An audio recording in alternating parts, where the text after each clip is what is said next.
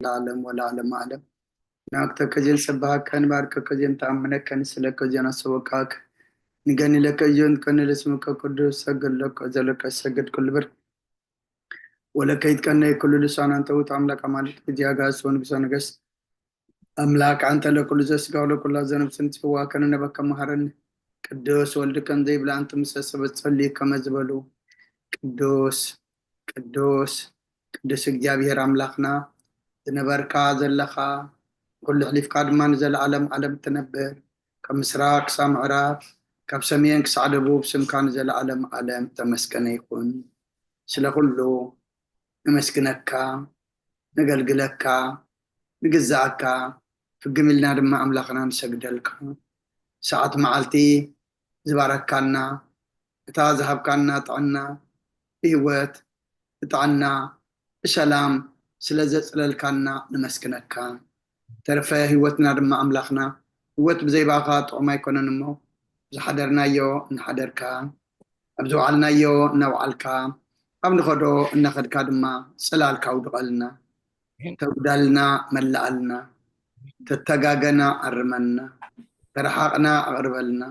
ተወደቕና ድማ ኣተንስአልና ሰብ መወዳእቱ እንተፀብቐ ይማ ኣምላኽና መወዳእታና ፀብቐልና ንዓለም ሰላም ነዛ ዘለናየ ሃገር ሰላም ንሃገርና ንህዝብና ንጎራብትና ኣብ መንጎና ሰላም ሃበና ብፀሎት ዝክሩና ዝበሉና ኩሎም ኣምላኽና እስማቶም ንፈልጦም ዘይንፈልጦም ስኻ ንኩሎም ትፈልጦም ኢኻ እሞ ኣብ ሕማም ዘለው ፈውስኻ ኣብ ሓዘን ዘለው ምፅንናዕኻ ዝብላዕ ስተ ስኢኖም ዘለው በረኸትካ ተኣሲሮም ዘለው ምፍታሕኻ ፀልሚትዎም ዘሎ ድማ ብርሃንካ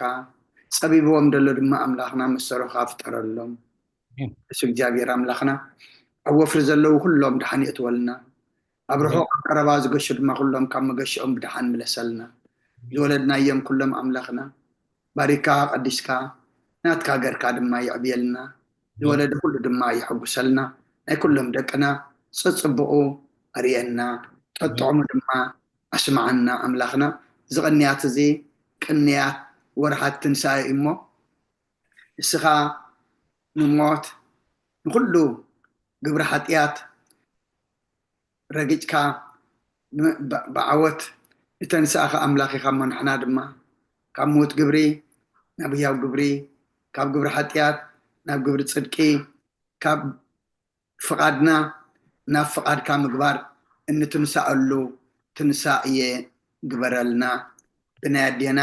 ቅድስት ድንግል ማርያም ኣማላድነት ብናይ መላእክቲ ተራዳእነት ብናይ ነቢያትን ሃዋርያትን ፃድቃንን ሰማዕታትን ፀሎታ ይትፈለየና ንኩሎም ኣብዚ ጉባኤ እዚ ዘለው ድማ ግዜኦም ባርኽ ህወቶም ሓሉ በዚ ጉባኤ እዚ ድማ ንሕና ብመንፈስ ዓቢና ኣምላኽና ኣብ ጉባኤ ቅዱሳን ዘፀንብር ጉባኤ ግበረልና ሰላማ ጀሚርካ ሰላማ ፈፅመና ኣብ ሰማያት ትነብር ኣቦና ስምካ ይቀደስ መንግስትኻ ትምፃእ ፈቃድካ እንተ ኣብ ሰማይ ከምኡ ድማ ምድሪ ይኹን ዕለት በግብና ነውሃበና ራጅ ወደልና በደሎም ከም ዝሓደግናሎም ደልና ንኣበሳና ንደገልና ኣብ ክፉ ኣድሕነና እምበር ኣብ ፈተና ይተእትወና መንግስትን ሓይልን ክብርን ንዘለዓለም ናትካ ኢማ ኣሜን ኦዝት ማርያም ብናይ ቅዱስ ገብርኤል መልኣክ ሰላምታ ሰላም ለክለኹ ልናኸ ድንግል ኢኺ ስጋኹን ድንግል ኢኺ ኣደ እግዚኣብሔር ፀባኦት ጎይታ ሰራዊት ሰላም ለክለኹ ንስኺ ካብ ኣንስቲ ብርክቲ ኢኺ ፍረ ከርስኹም ብሩኽ እዩ ኦ ምልዕተ ጸጋ እግዚኣብሔር ምሳኺ እዩ ኦ ፍስቲ ደስ ይበልኪ ኃጢአትና ክሰርየልና ናብ ፍቲ ወድኺ ኢየሱስ ክርስቶስ መንታና ምሕረት ለምነልና ኣሜን ሽፍታህ ወይ ስረይ ጊዜና ኣምላክን ወዳነ ኢየሱስ ክርስቶስ ካኒቀ ካናት ጽርያት ያደምሳሲ ያበሳ ወልዱ ለብሩከሻቴ ብርሃን ቱማዊ ካናት ዋዊ ዲያቆናት ወዳን ሳይድ ጎጸናት በበስምክም ኩንፍታኑ ንጽሐነ ይረስየነት ክልዋን ስሜት ዚዮ መሃረነ ክርስቶስ መልዓሰት ተኽልተ ዚዮ መሃረነ ክርስቶስ ዚዮ መሃረነ ክርስቶስ ዚዮ መሃረነ ክርስቶስ ዚዮ መሃረነ ክርስቶስ ዚዮ መሃረነ ክርስቶስ ዚዮ መሃረነ ክርስቶስ ዚዮ መሃረነ ክርስቶስ ዚዮ መሃረነ ክርስቶስ ዚዮ መሃረነ ክርስቶስ ዚዮ መሃረነ ክርስቶስ ዚዮ መሃረነ ክርስቶስ ዚዮ መሃረነ ክርስቶስ ከምኡውን በእንተ እግዝእትነ ማርያም መሃረነ ክርስቶስ መልዓሰት ተኽልተ በእንተ እግዝእትነ ማርያም ክርስቶስ በእንተ እግዝእትነ ማርያም ክርስቶስ በእንተ እግዝእትነ ማርያም መሃረነ ክርስቶስ በእንተ እግዝእትነ ማርያም መሃረነ ክርስቶስ በእንተ እግዝእትነ ማርያም ክርስቶስ በእንተ እግዝእትነ ማርያም መሃረነ ክርስቶስ በእንተ እግዝእትነ ማርያም መሃረነ ክርስቶስ በእንተ እግዝእትነ ማርያም መሃረነ ክርስቶስ በእንተ እግዝእትነ ማርያም መሃረነ ክርስቶስ በእንተ እግዝእትነ ማርያም መሃረነ ክርስቶስ በእንተ እግዝእትነ ማርያም መሃረነ ክርስቶስ በእንተ እግዝእትነ ማርያም መሃረነ ክርስቶስ إذا ساعة زيا من بارسجا قويتنا إيش كرسوس أم قبرن مفصمتا ساعات معلتن إياه كم وندك أسام سال مسؤول زغنن كم ودة تعجزي على مسب توصر ناي مسكانا صلوات سناي نجرن جبرلنا يقرب حال زيا بير أبون قويتنا أملكنا مدعنا إيش كرسوس نمسكون لنا شاورنا ردينا علونا نقربنا تقبلنا تمعقبلنا نتمنى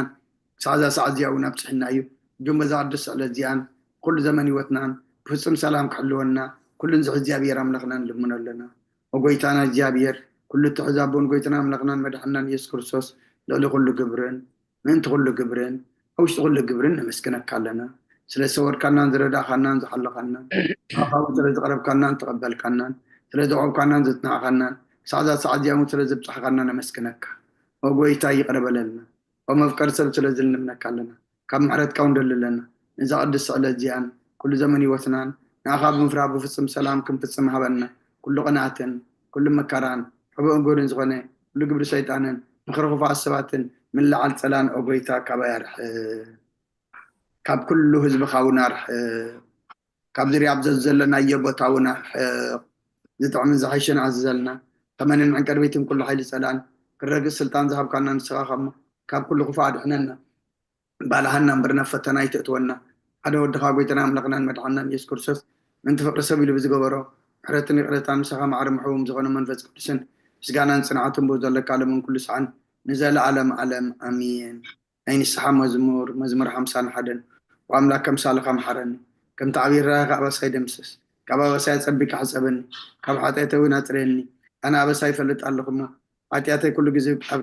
جزيب كل ما إيوب زربا خاص عدق فردغان صون كاتر كبسي أنا ناخذ بدلكو أبكن ميخا أكي جوركو نو بابا ساتو ولدكو نيك أبا حتيات تنستني نو نحق أوش تغاتر اليوم أبحو أنتو مهارني أنت غصارش في سمع الزاتريني كبرد كسعودو خسابني تنزغد كتقيا ناس امتو حقوسات بحطان حقوس ناس معاني كزكا أبا حتياتي كولو نبزل أبا سايم دمسسو وعملاغ صوري اللي بفتر اللي صنو منفسك أوش تحدث كابقت كاي دربيني قدس منفسك أو نايتك دفني أقوس مدحان كامل السلي فقادنيا منفس وندقفني نقد خان مفرس خمرهم إيه أنا بغاهم للصيام وأملاك مرحاني كبراد ما ناكفني السنة ينسلك هالي الكتب للإياه ويتايا في مسكانا خنا قرس خنا فريك فت مسوات بهب لكاني وزي كون اسم قرب كل كانيري مسوات مراريت وقوني خمو مسوات أملاك صور منفسي وأملاك نصبرون كت اللي بايت ونعوني خان نتسيام تسقها سناي قبر الله مكاتيات إرسال من الدا شو مسوات صدقي زحر مسواتي ومولو مسوات بهاك بلك أيو شو عم مسوي إخا أرحوغ قرب الكايوم هاللي لويا صلوات زيادة كاس بكرسون قسين أملاقين مسكا قربلو حتى أتيك حد قال لك إلمنو أمين. أبونا أبي ملاك السلام أبو خلكم مزمور داويت مبل 230 كتصلي لنا أنا مزمور داويت مبل 230 حدا كتصلي حاونا دكتور صقاب مزمور داويت مبل 230 كلتن كتصلي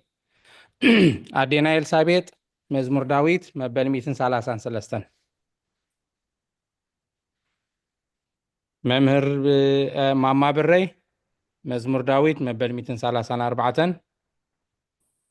ممهر تمنيت مزمور داويت مبل 237 حافظ الأولى مزمور داويت مبل 238 دي طعمكم تهالي نقروني خيت دقمة كيت تصلي خيت رفن انتي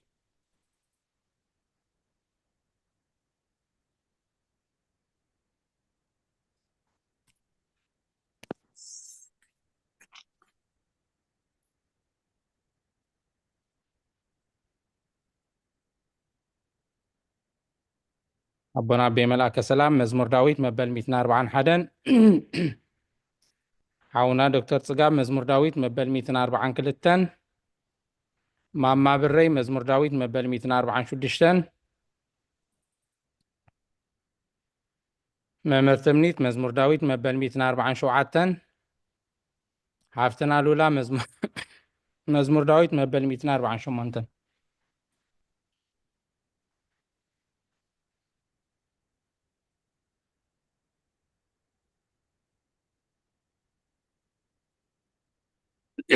حافتنا الأولى سمعنا تهاليخ مزمور داويت مبل 240 شمونتن عاويلك تصلي لنا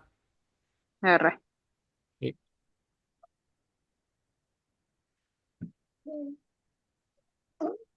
ሃሌሉያ እግዚአብሔር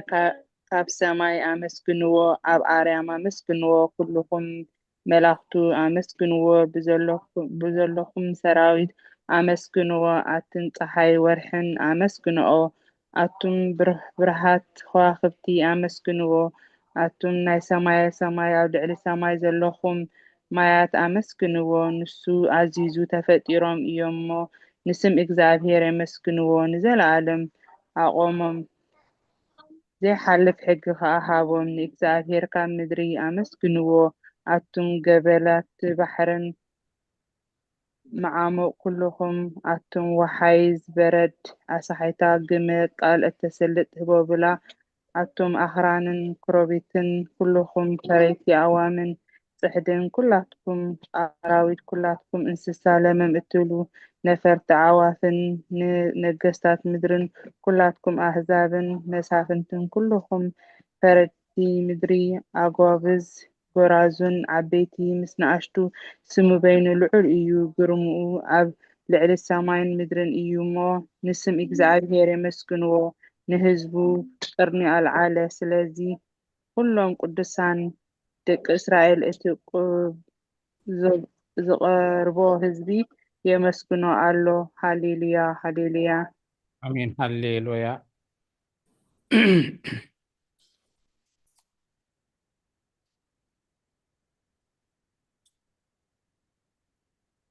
ሙይት ኬንኩም ኣለኹም ኣቦና ይቕረታ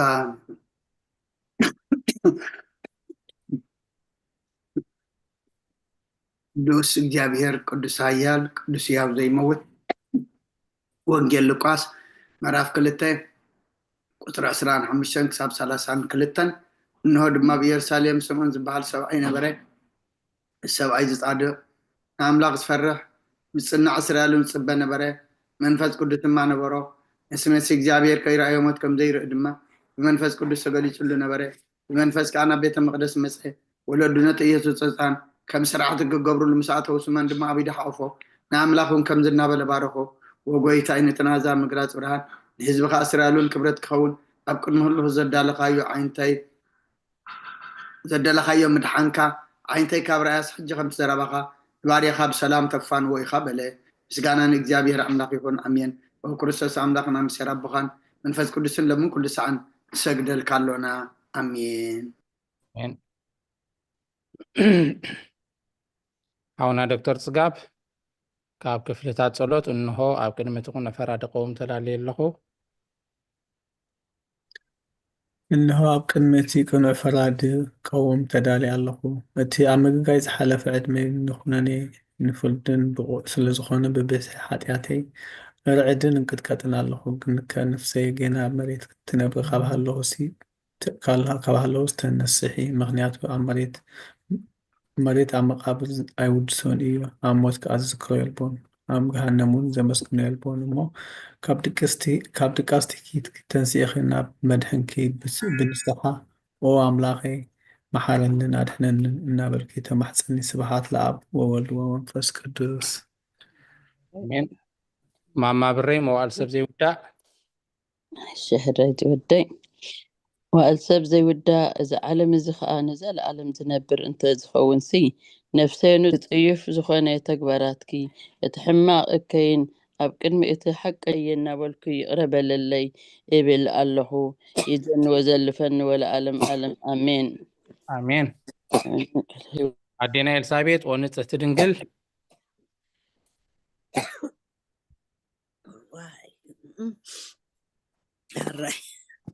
ونصح تدنقل نبريخي اتي قلطوف صلال رديتكي زرقحي نتي أبك هلناي كم معبل زقماتل كو حسابات كباي أرحقيو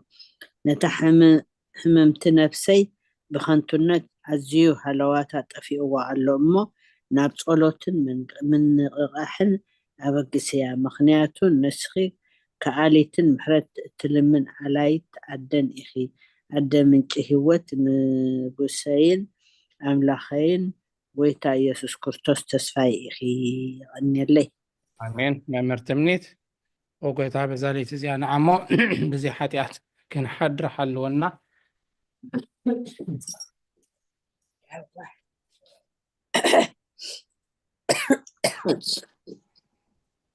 وبنتا بزالي تزي أنا عمو بزي حتيات كنحدر حلونا وأملاخ أبوتاتنا نصفابرو بيخا برختك أزي وزحيو قدس سمكا وزال ألم كبيز مولعيو آمين وبويتا كنتي أباخا توكلنا يزلنا محرتك همو تخنلنا عند كلنا عخاي تبيالوا سخا أب أوانو مجبيتو بوم او أملاخنا مدحانينا وتسفى كل سنة مدريس معنا وبويتا نسخا خابزة علي تزين زر ألم تدحننا تعقبنا آمين وبويتا بروخي خامو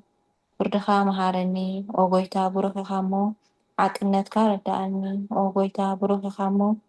كبرخا بهدلي وبويتا محرت كان زل ألم ينبر وبويتا نعين تكبار إبكا كاولدو ناولدو معقوي سلزبانكا ኣይትንጸገኒ ወጎይታይ ንዓኻ በዲለ እሞ ሓረኒ ነፍሲ ኣድሕና እናበልኩ እጽሊ ኣለኹ ወጎይታይ ኣባኻ ተወኪለ ኣለኹ እሞ ኣድሕነኒ ወኣልካ ክገብርካ ምሃረኒ ንስኻ ኣምላኸይ ፈልፋሊ ህይወት ኢኻ ብብርሃንካ ድማ ኢና ብርሃን እንርኢ ምሕረትካ ናብቶም ዝፈልጡኻ ክብርኻ ከዓ ናብ ኩንዓት ልቢ ትምጻእ ጸጋን በረኸትን ምስጋናን ሓቂ ናትካ እዩ ኦ ቅድሚ ዓለም ዝነበርካ ንዘለኣለም እትነብር ዘለኻን ኣቦን ወድን መንፈስ ቅዱስን ንዓኻ ምስጋናን ውዳሴን ግርማን ይግባእ ሎምን ኩሉ ሰዓት ንዘለኣለም ኣለም ኣሜን አሜን ወልዕል ጎይታ ኦ ልዑል ጎይታ ብኣኻ ምእማንን ንስምካ ምዝማርን ሰናይ እሞ ምሕረትካ ኣብ ፀፅባሕ ሓቅነትካ ድማ ለይቲ ለይቲ ዝንቱ ኣሜን ስለዝተዋሃበና ዕድል የመስግን ኣገልግሎትካ ይባረክ ይቆም አሜን ሓፍትና ሉላ ውዳሴ ስሉስ ቅዱስ ውዳሴ ስሉስ ቅዱስ ቅዱስ እግዚአብሔር ቅዱስ ኃያል ቅዱስ ሕያው ዘይመውት ካብ ቅድስት ድንግል ማርያም ዝተወለደ መሐረና ቅዱስ እግዚአብሔር ቅዱስ ኃያል ቅዱስ ሕያው ዘይመውት ኣብ ዮርዳኖስ ተጠምቀ ኣብ ልዕሊ ዕፀ መስቀል ምንታና ዝተሰቐለ መሐረና ቅዱስ እግዚአብሔር ቅዱስ ኃያል ቅዱስ ሕያው ዘይመውት ኣብ ሳሳይ መዓልቲ ካብ ሙታን ዝተንስአ ብምስጋና ናብ ሰማይ ዝዓረገ ኣብ የማነ ኣቡኡ ዝተቐመጠ ኣብ ሕያዋንን ሙታንን ክፈርድ ከም ብሓድሽ ክመጽእ እዩ ኦ ጎይታ መሐረና ምስጋና ንኣብ ንወልድ መንፈስ ቅዱስ ሎምን ኩሉ ሰዓት ንዘለዓለም ዓለም ኣሜን ቅዱስ መሐረና ኦ ስሉስ ቅዱስ መሐረና ኦ ስሉስ ቅዱስ መሐረና ኦ ጎይታ ኃጢአትና ሓደገልና ኦ ጎይታ በደልና ይጸብጽበልና ኦ ጎይታ ኣበሳና ይቅረበለና ኦ ጎይታ ንሕማት ብኻብ ፀሓዮም መምንቲ ቅዱስም ካይልካ ፈውሶም ኦ ጎይታ ነቶም ዝሞቱ ቦታትና ነዴታትና ንሕዋትና ንሓትናን ከዓ ነፍሰ ማዕርፍ ኦ ካብ ሓጢአት ንጹህ ዝኾንካ ጎይታ መሐረና ኦ ካብ ሓጢአት ዝኾንካ ጎይታ ርድኣና ልማንና ከዓ ተቐበለልና ክብርን ምስጋናን ብፍጹም ማዕርግን ቅድስናን ንዓኻ ይግባእ ኣሜን ጎይታ መሐረና ጎይታ መሐረና ጎይታ ባርኸና ጎይታ ብቕዓት ክበረና ምስጋና ከምዚ ኢልና ክንጽልብ ሰማያት ትነብር ኣቦና ስምካ ይቀደስ መንግስትኻ ትምጻእ ፈቃድካ ኣንታ ኣብ ሰማይ ከምኡ ድማ ምድሪ ይኩን ብዕለት መግብና ሎማ ሃበና ናን ዝበደልና በደሎም ከም ዝሓደግናሎም በደልና ንእንሳና እንደገና እኳ ድሕነና እምበር ፈተና ኣይተእትወና መንግስትን ሓይልን ክብርን ንዘለዓለም ናትካ ኢማ ኣሜን ኦ ዝትየ ማርያም ናይ ቅዱስ ገብርኤል መልኣክ ሰላምታ ሰላም ለክሎ ሕሊናኸ ድንግል ኢኸ ስጋኸን ድንግል ኢኸ ኣደ እግዚኣብሔር ተባሃት ጎይታ ሰራዊት ሰላም ለክሎ ንስኺ ካብ ኣንስቲ ብርክቲ ክብረከ ርስኹም ብርኺ ኦ ምልተ ጸጋ እግዚኣብሔር ምሳኺ እዩ ኦ ፍስቲ ደስ በልኪ ኃጢአትና ክሰረየልና ናብ ፍቲ ወድኺ ኢየሱስ ክርስቶስ መንታና ምሕረት ለምንልና ኣሜን አቡና ዮሴፍ ምስጋና ንቅድስት ድንግል ማርያም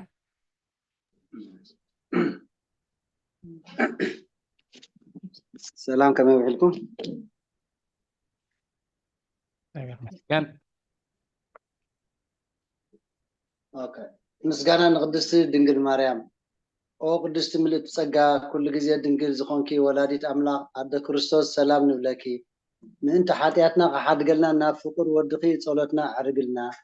ንሓቀኛ ብርሃን ኢየሱስ ክርስቶስ ኣምላኽና ዝወለድክልና ቅድስት ድንግል ሰላም ንብለኪ ንሓጢአት ነፍስና ሓዲጉ ክምሕረና ናብ ጎይታ ለምንልና ኦ ቅድስት ድንግል ማርያም ወላዲት ኣምላኽ ዘርኢ ሰብ እምንቲ ኣማላዲት ናብ ወድኺ ኢየሱስ ክርስቶስ ብሕድገት ሓጢአት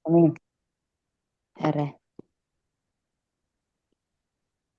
قرب كتفريل دياقون حاول تجسني هوينس عيني تلقلق لمن هاي الصحي الشيء هره هره دحان دقينا حجي هره እሺ ወጥቦ አላ ክብርን አምላክ ይሁን። ቅዱስ እግዚአብሔር ቅዱስ ኃያል ቅዱስ ሕያው ዘይመውት ካብ ቅድስት ድንግል ማርያም ዝተወልደ መሐረና። ቅዱስ እግዚአብሔር ቅዱስ ኃያል ቅዱስ ሕያው ዘይመውት ኣብ ዮርዳኖስ ተጠምቀ ኣብ ልዕሊ ዕፀ መስቀል ምእንታና ዝተሰቕለ መሐረና። ቅዱስ እግዚአብሔር ቅዱስ ኃያል ቅዱስ ሕያው ዘይመውት ኣብ ሳልሳይ መዓልቲ ካብ ምውታት ተንስአ ብምስጋና ናብ ሰማይ ዝዓረገ ኣብ የማን ኣቦኡ ዝተቐመጠ ኣብ ህያዋንን ሙታንን ክፈርድ ከም ብሓድሽ ክመጽእ እዩ። ኦ ጎይታ መሐረና። ምስጋና ንኣቦን ንወድን መንፈስ ቅዱስን ሎምን ኩሉ ሰዓን ንዘለኣለም ዓለም ኣሜን።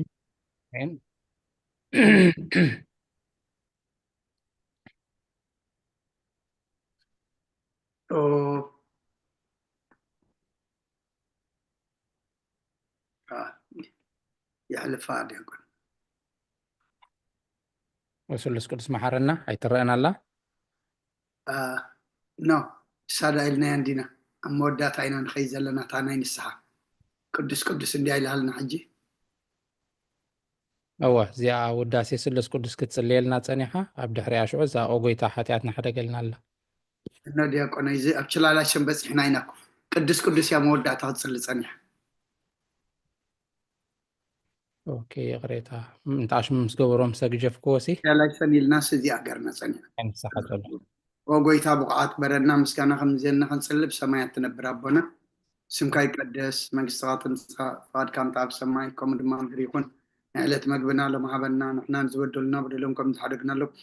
بدلنا نعوسانا ندقلنا كفارقنا نمبر فتنا يتتونا من قسن حيلن كبر نزل علمنا تكاي مأمين أوزت يا مريم من هاي قدس جبريل ملا سلام تا سلام لكل خو ناقدن قليغي بسقاهون دن قليغي أدى جابير تبات قويتا سراوي سلام لكل خو نسفكان السبرختيغي فركر سخو مرغي وملتسقا جابير مساقي أوفست دس والكي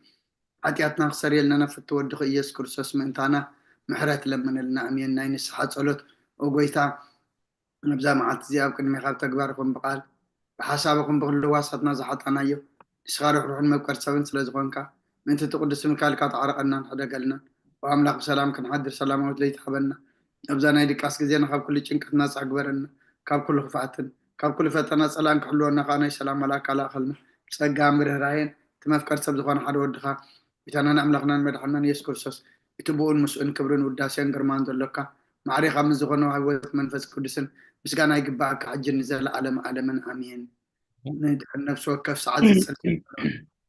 وقويتا محرنا حرد كونا بزحلنا وعم نفسه وكف ساعات انجزين بسماينا مدرين خبرة سجل الكا كرسوس من عملقنا وعلنا ويحت عقسم بزفمرة بسنيات تمل آخر روحن نتم أنا زقدامهم حتى تمحر حتى من الساعات من يشبه وقت كنا برموت زي تلي من سبيهم دلت سوا سمعت كرهبو كلهم نبدأ هنا تتقدم وقويتا أبزا ساعات زيان أب كل ساعات لما أنا نتقبل وتناك عن علنا تزازغتك يعلفان وتنا أنا علنا تزازاتك نقبر مرحنا منفسنا قدس سجانا حساباتنا ننسى تمنيتنا ونسمر ما منافوس حتياتنا حدا قالنا كاب كل خوف حزن سكيات برد عنا كلنا يمكن نقبل لسان ملاك تحلونا نودت ابنت كنا مرحمنتي نابت زي مرمرن زي وسن فتت كان بس حد لنا سخان زل علم بروخي خامين وقويتا بقعات قورنا بمسكانا خمزيلنا خنصلب سمايات نبر ربنا سمكاي قدس من قصات مسا فقد كان طاب سماي كم دمام دريكون نعلت مقبنا لما حبنا احنا نزود لنا بدلهم كم تحرقنا له بدلنا نقصانا دقلنا كاب كفاد احنا النمبر وفتنا يتأتونا من قسن حيلن كبرن نزل علمنا تكاين ما أمين وزت يا مريم بناي قدس جبريل ملاك سلامتا سلام لك له حلنا غدن قليخي بسقاهون دنقليخي أدى جابير سوات قويتا سراوي سلام لك له سوكان السبرختيخي فركر سغم برخيو وملتسقا يا بير مساخي وفستي داسي والكي حتياتنا خسريلنا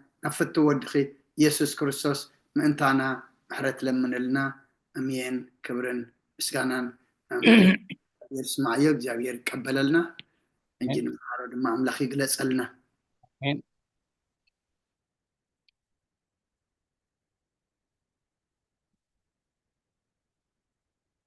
ኣራይ ካብ ከም ፍቓድ ኣምላኽ ንሎሚ መቐጸልታ ናይቲ ኩሉ ግዜ ኣብ ነፍሲ ወከፍ ሰሉስ እነንብቦ ትምህርቲ ሃይማኖት ኣበው ምዕራፍ 52 ኢና በፂሕና ዘለና ንሎሚ እንሪኦ ንባብ ሃይማኖት ኣበውና ሃይማኖት ኣበው ናይ ቅዱስ ዮሃንስ ኤጲስቆጶስ ናይ ኢየሩሳሌም ምዕራፍ 52 ካብ ቁጥሪ 32 ጀሚርና ከነንብብ ኢና ከም ፍቓድ ኣምላኽ ኩልና ብእዝነ ልቦና ክንሰምዕ ነጥቢ ክንሕዝ ከነስተንትን ኖት ክንሕዝ እንተኽኢልና ተገደደት ኣብ ቁፅሪ ከነስተንትና ብዛዕባኣ ክንዛረብ እንደሊ ወይ እውን ሕቶ እንተለና ተገደደት ኣብ ጥቕሲ ኖት ክንገብራ ወይ ብቃልና ክንሕዛ ልቢና ክንከታተል ዕድም ኣለኹ ሃይማኖት ኣበው ምዕራፍ 52 ቁጥሪ 32 ኣብ ቁጥሪ 32 ዘላ ሓንቲ ንባብና ማማ ብረይ ክልተን ተንባብ ይቕሬታ ማማ ብረይ መዝሙር ዳዊት ምዕራፍ 6 ቁጥሪ 5 መምህር ትምኒት ወንጌል ሉቃስ ምዕራፍ 16 ካብ 19 ክሳብ 31 ንባብ ቁጥሪ 32 ካብ ዓላውያን ስለታ ዝበደለት ነፍሱ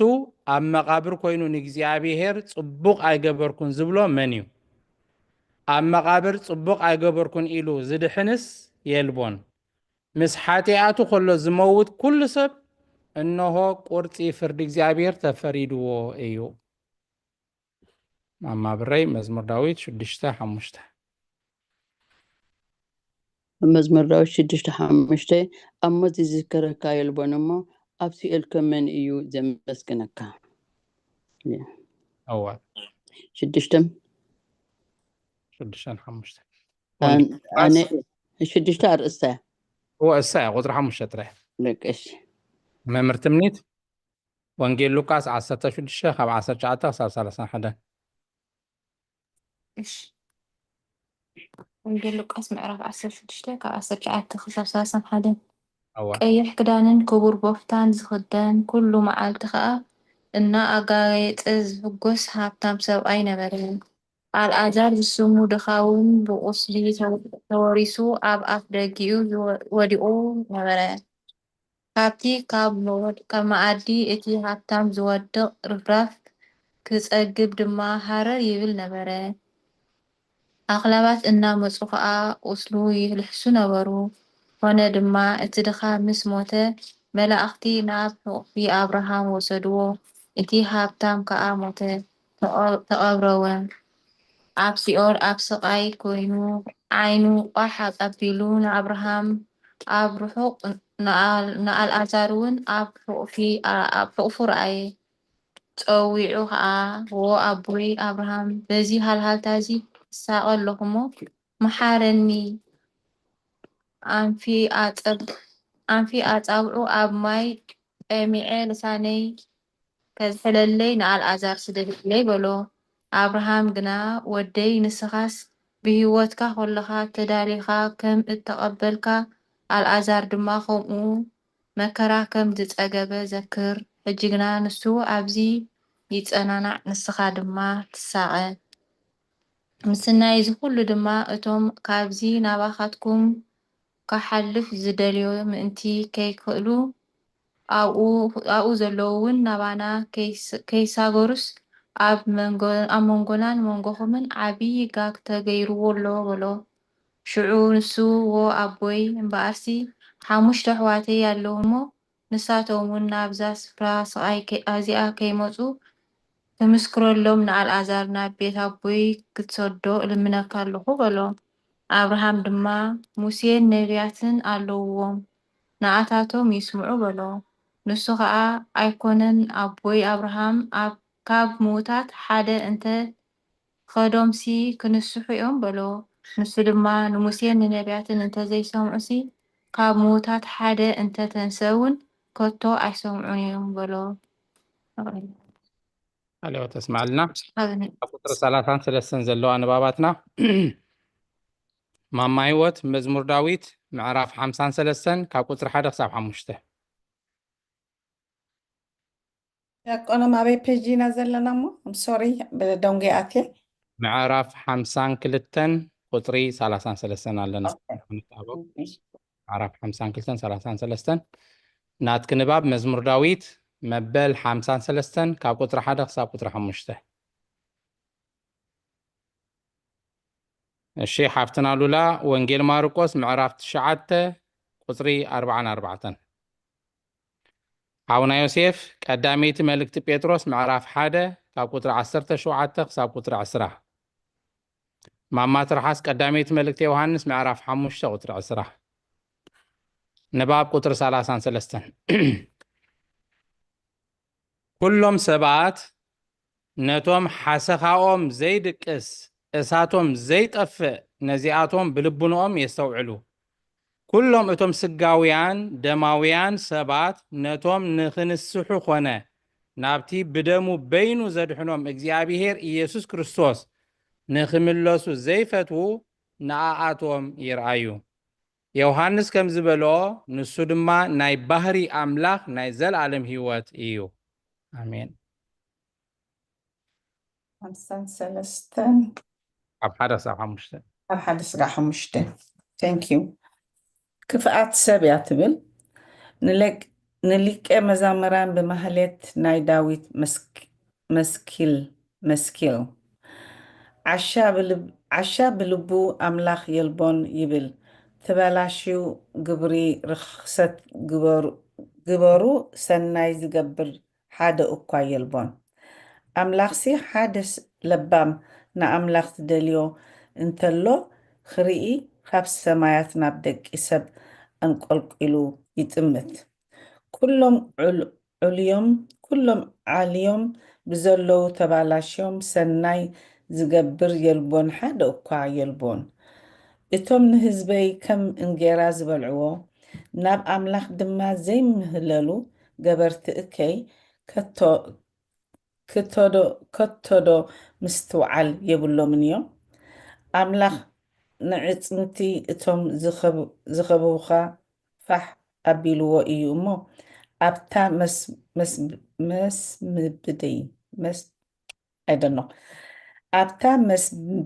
ኣብታ መሰንበዲ ዘይነበራ ኣዝዮም ዝሰንበዱ ኣምላኽ ደርቢዎም እዩ እሞ ንስኻ ኣሕፈርካዮም ተባዕደ ወላ ትፅልያ ሰዕ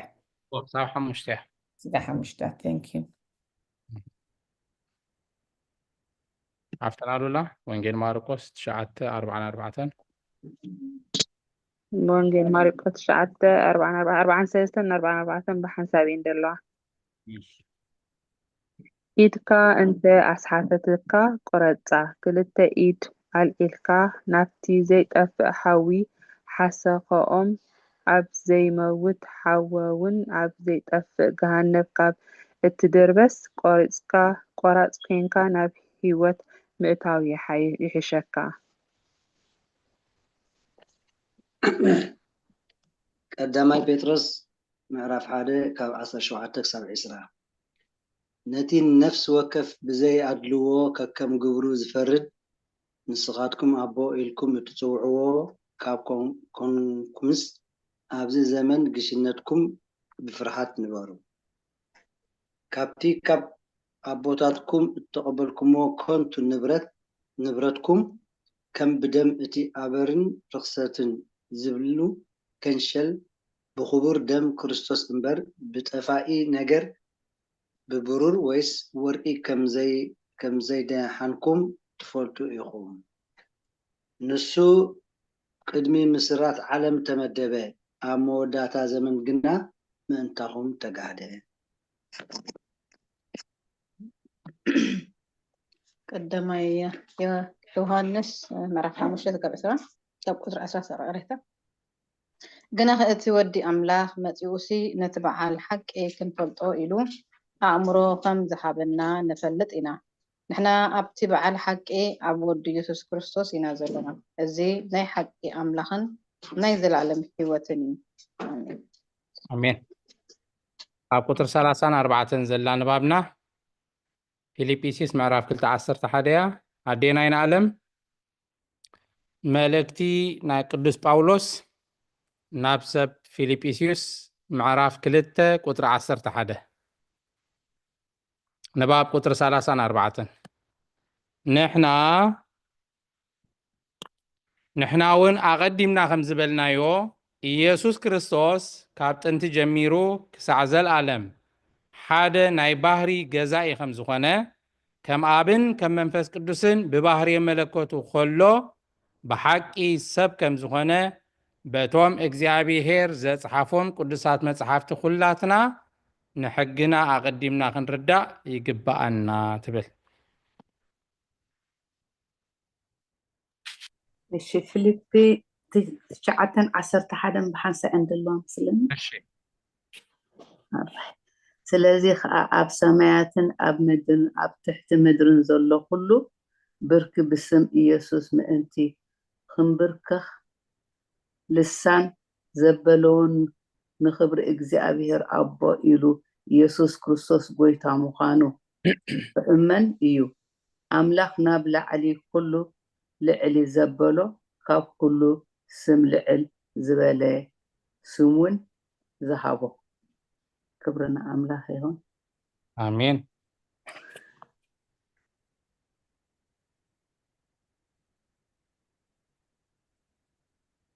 ኣራይ ክብርን እግዚአብሔር ይኹን ምዕራፍ 52 ወዲና ናብ ምዕራፍ 53 ክፍሊ 1 ቁጥሪ 1 ንሰግር ኣለና ምዕራፍ 53 ናይ እንቆራ ኤጲስቆጶስ ቴዎዶጦስ ብዛዕባ ጎይታና ኢየሱስ ክርስቶስ ብዕለት 29 ወርሒ ታሕሳስ ምውላዱ ኣብ ዝተዛረበሉ ዓንቀጽ ከም ዝበለ ስለዚ እዚ ክፍሊ ምዕራፍ 53 ናይ እንቆራ ኤጲስቆጶስ ዝኾነ ቴዎዶጦስ ዝበሃል ኣቦ ዝጸሓፎ እዩ ብዛዕባኡ ክንርኢ ኢና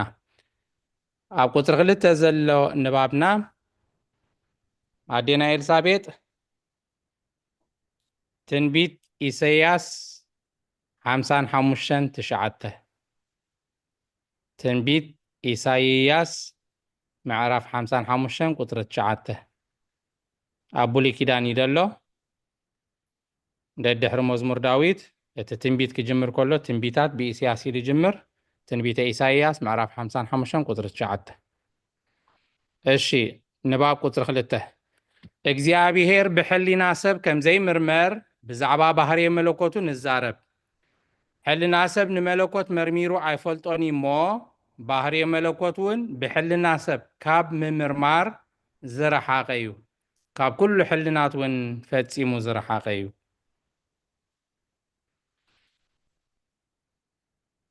ኣዴና ኤልሳቤጥ ኣለኽንዶ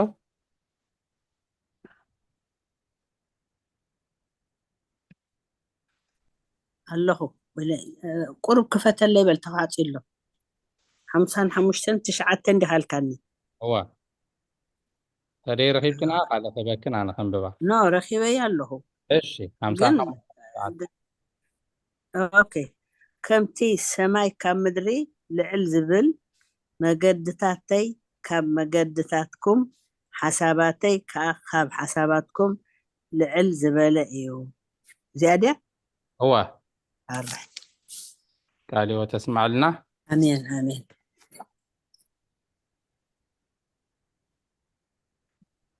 እሺ ኣብ ቁጥሪ 3 ዘለዋ ንባባትና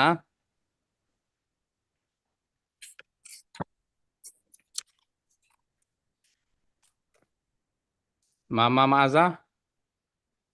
ዘፍጥረት ምዕራፍ 3 ካብ ቁጥሪ 15 ክሳብ ቁጥሪ 16 ማማ ህይወት ዘዳግም 32 ቁጥሪ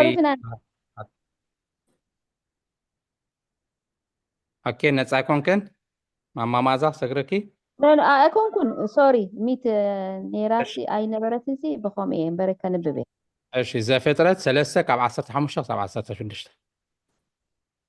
بدحريا ماما هيوت زداقم معرف 32 قطر 39 نباب قطر 3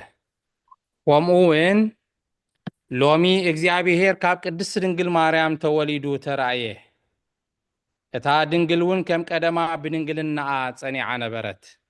ኣደውን ተባህለት እቲ ህይወት ዝልውጥ ንሱ ኣብ ድንግል ተፈትሖ ማህፀን ኣየምፀአን ህይወት ዝህብ ንሱ ብድንግልና ምውላድ ምንም ዝኾነ ኣየትረፈን በለ ዘፍጥረት 3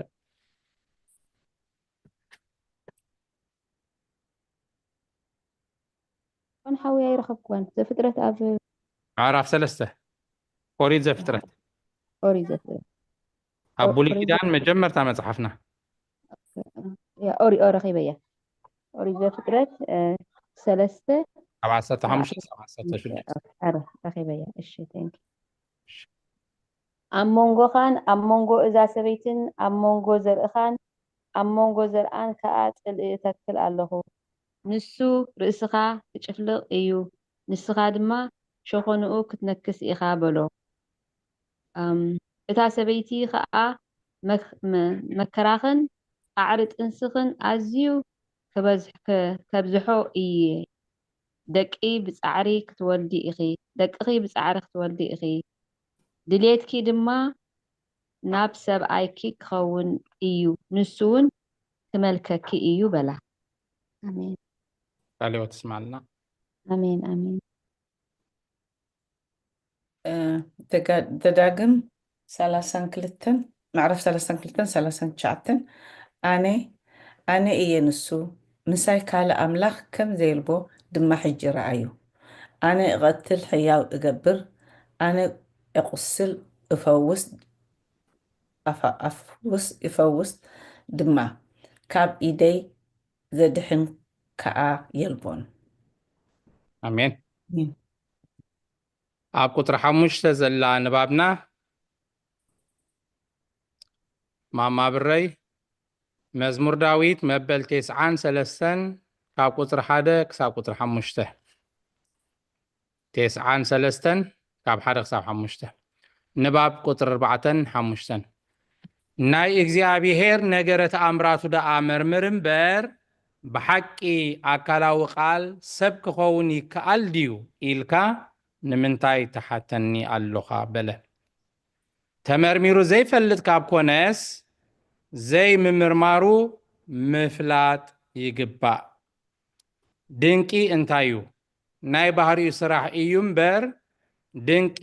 ንሱ ካብ ኮነ ደኣ እቲ ድንቂ ዝኾነ ንሱ እውን ኩሉ ግዜ ድንቂ ብምባል ዝነብር ካብ ኮነ እቲ ፍልጠት እቲ ድንቂ ዝሰርሕ ገዛእ ኩሉ ፍጥረት ንዕኡ ሕደጎ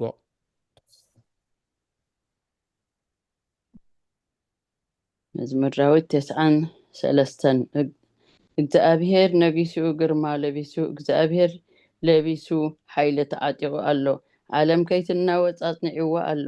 ዝፋንካ ካብ ጥንቲ ጽኑዕ እዩ ንስኻ ካብ ዘለዓለም ኢኻ ጎይታዬ ወሓይዝ ኣልዓሉ ወሓይዝ ድምፆም ኣልዓሉ ወሓይዝ ሕማሞም ኣልዓሉ ካብ ድምፂ ብዙሓት ማያት ካብ ስልጡን ማዕበላት ማሕበር እግዚአብሔር ኣብ ላዕሊ ይስልጥን ምስክራትካ ኣዝዩ እሙን እዩ ጎይታዬ ንቤትካስ ንዘለዓለም ቅድስና ይግባእ ሳደስ 5 ዲያቆን ወደ هو ረሽ عليه تسمعلنا ኣብ ቁጥሪ 6 ዘለዋ ንባባትና ኣይፎን ኢልካ ኣቲኽ ደለኺ ወይ ኣቲኻ ደለኻ መን ትኾኑ ድምፂ ግበርለይ እሞ ንባብ ክበኩም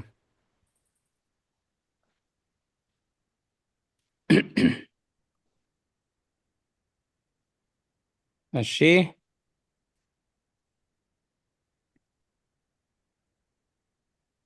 ኣዴና ኤልሳቤጥ أبيت ወንጌል ዮሐንስ ናይ ሓድሽ ኪዳን ካብተን 4 ወንጌል ታራብዒቲ ማቴዎስ ማርቆስ ሉቃስ ዮሐንስ ያ ታራብዒቲ ወንጌል ወንጌል ዮሐንስ ቀዳመይቲ ምዕራፍ 1 ካብ ቁጥሪ 1 ክሳብ 18 وانجيل يوحنس لحقني هو ወንጌል ዮሐንስ الرح انسى ምዕራፍ 1 ካብ ቁጥሪ 1 ክሳብ 18 መምህር ትምኒት ወንጌል ዮሐንስ معرف 3 كاب قطر 10 شدشة كساب 10 تشعته نباب قطر شدشة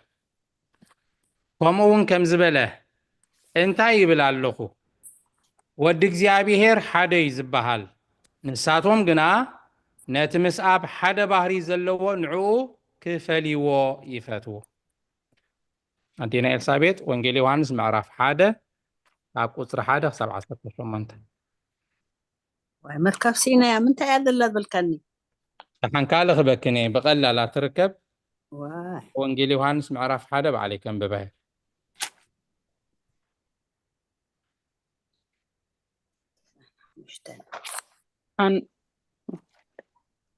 ايفون من تخون تخدلخي ايفون الكي الشي دمت سمعت صنيحه من الو ريدي حفتنا له لاديخي هو الشي تنبيبيا وانجيل يوحنس معرف هذا هو كان ببهاره اب هذا ساعه 10 شومنت هذا وانجيل يوحنس حادث كعسر شومنت قال مجمرتا نبره اتقال دما اب املاح نبره اتقال ون املاح نبره از بمجمرتا اب املاح نبره بكل خونه خفت زخونه زبله دما خفت زخونه دما بكل خونه خفت زخونه زبله دما بزيبو زخونه الو هيوت تاو نبرت اتا هيوت كا برهان سب نبرت برهانون اب ጸልማት يبره ጸልማት ግና حزون ዮሐንስ ስሙ ሰባይ ካብ አምላክ ተላኢኹ ተንስዐ ኩሎም ብኡ ናብ እምነት ምእንቲ ክመጽሑ ብዛዕባ ብርሃን ክምስክር ንሱ ንምስክርነት መጸ ብዛዕባ ብርሃን ዳ ክምስክር መጸ እምበር ንሱ ብርሃን ኣይነበረን እቲ ነፍስ ወከፍ ሰብ ዘብርህ ብርሃን ሓቂ ናብ ዓለም ይመጽእ ነበረ ኣብ ዓለም ነበረ ዓለም እውን ብኡ ኾነት ዓለም ግና ኣይፈለጠቶን ናብቶም ናቱ መጸ እቶም ናቱ ከዓ ኣይተቐበልዎን ነቶም እተቐበልዎ ዘበለ ኩሎም ብስሙ ንዝኣምኑ ግና ውሉድ ኣምላኽ ክኾኑ መሰል ሃቦም ንሳቶም ከዓ ካብ ኣምላኽ እምበር ካብ ደም ወይ ካብ ፍቓድ ስጋ ወይ ካብ ፍቓድ ሰብኣይ ዘይተወልዱ እዮም እቲ ቃል ስጋ ኾነ ጸጋን ሓቂ መሊእዎ ከዓ ኣባና ሓደረ ክብረቱ ድማ ከም ክብረት ናይቲ ሓደ ወዱ ነብኡ ረአና ዮሐንስ ብዛዕባኡ ምስክር እቲ ድሕረይ ዝመጽእ ንሱ ቅድመይ ዝነበረ እዩ እሞ ንሱ ቅድመይ ነበረ እቲ ብዛዕባኡ ዝበልኩኹም ንሱ እዩ ኢሉ ጨደረ ሕጊ ብሙሴ ተዋሂቡ እዩ እሞ ጸጋን ሓቅን ግና ብኢየሱስ ክርስቶስ መጽዩ እምበኣርከስ ንሕና ኩላትና ካብ መልኣቱ ጸጋ ኣብ ልዕሊ ጸጋ ተቐቢልና ሓደ እኳ ንኣምላኽ ዝረኣዮ የልቦን እቲ ኣብ ሕቑፍኡ ኣቦኡ ዘሎ ሓደ ወዱ ንሱ ኣግሃዶ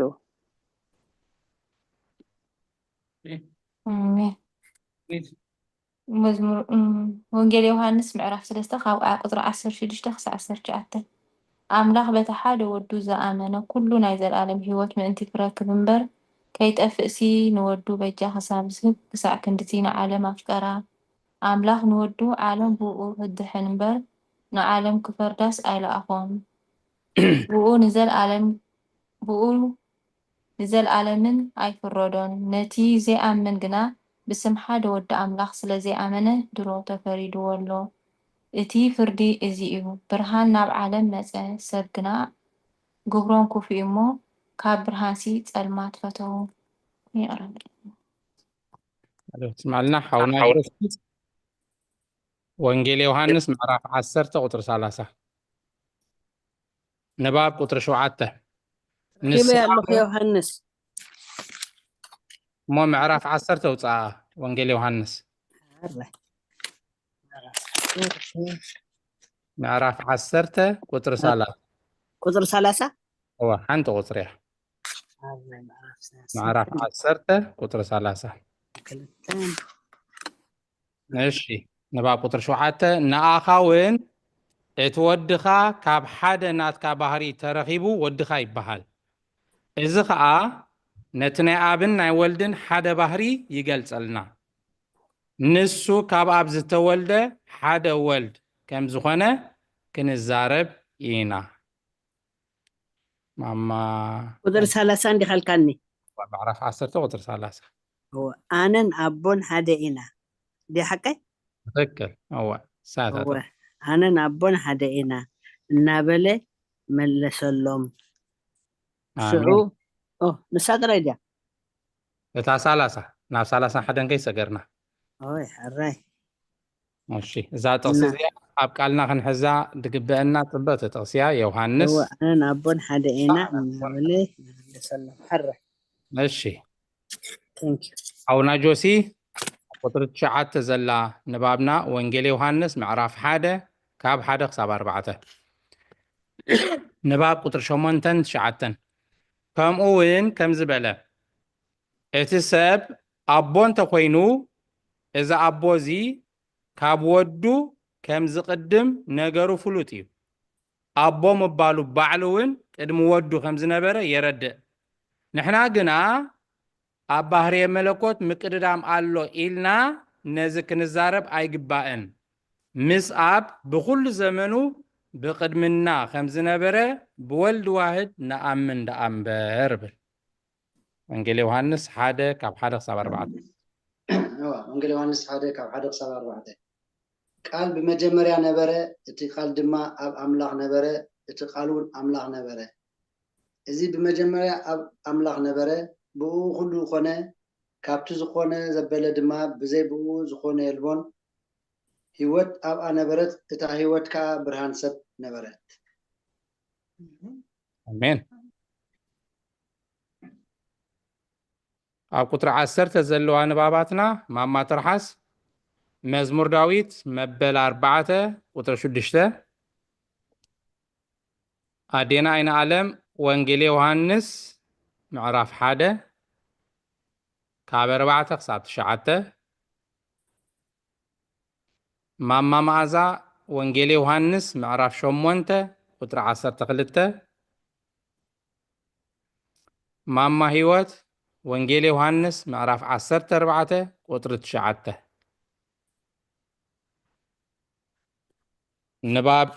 قطري 10 ناي آب حدا ولد برهاني بهال كاب برهان زترخبه برهانيو دحر برهان زترخبيو أي بهالن ات برهان مسترخبه كابو زتولده برهان يركب مسو هلو كوينو خا كل جزيه ينبر ازي برهان زوين قدم مفتار عالم نتو كل جزيه مساب هلو زخونه ناي ولد نجر يرد برهان كاب برهان يركب الشيء مزمور داويت 14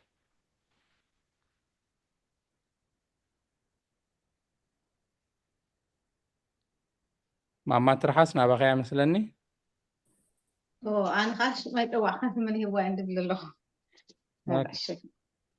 ብዙሓት ሰናይ መን እዩ ዘርእየና ይብሉ ኣለዉ እግዚአብሔር ብርሃን ገጽካ ኣብርሃልና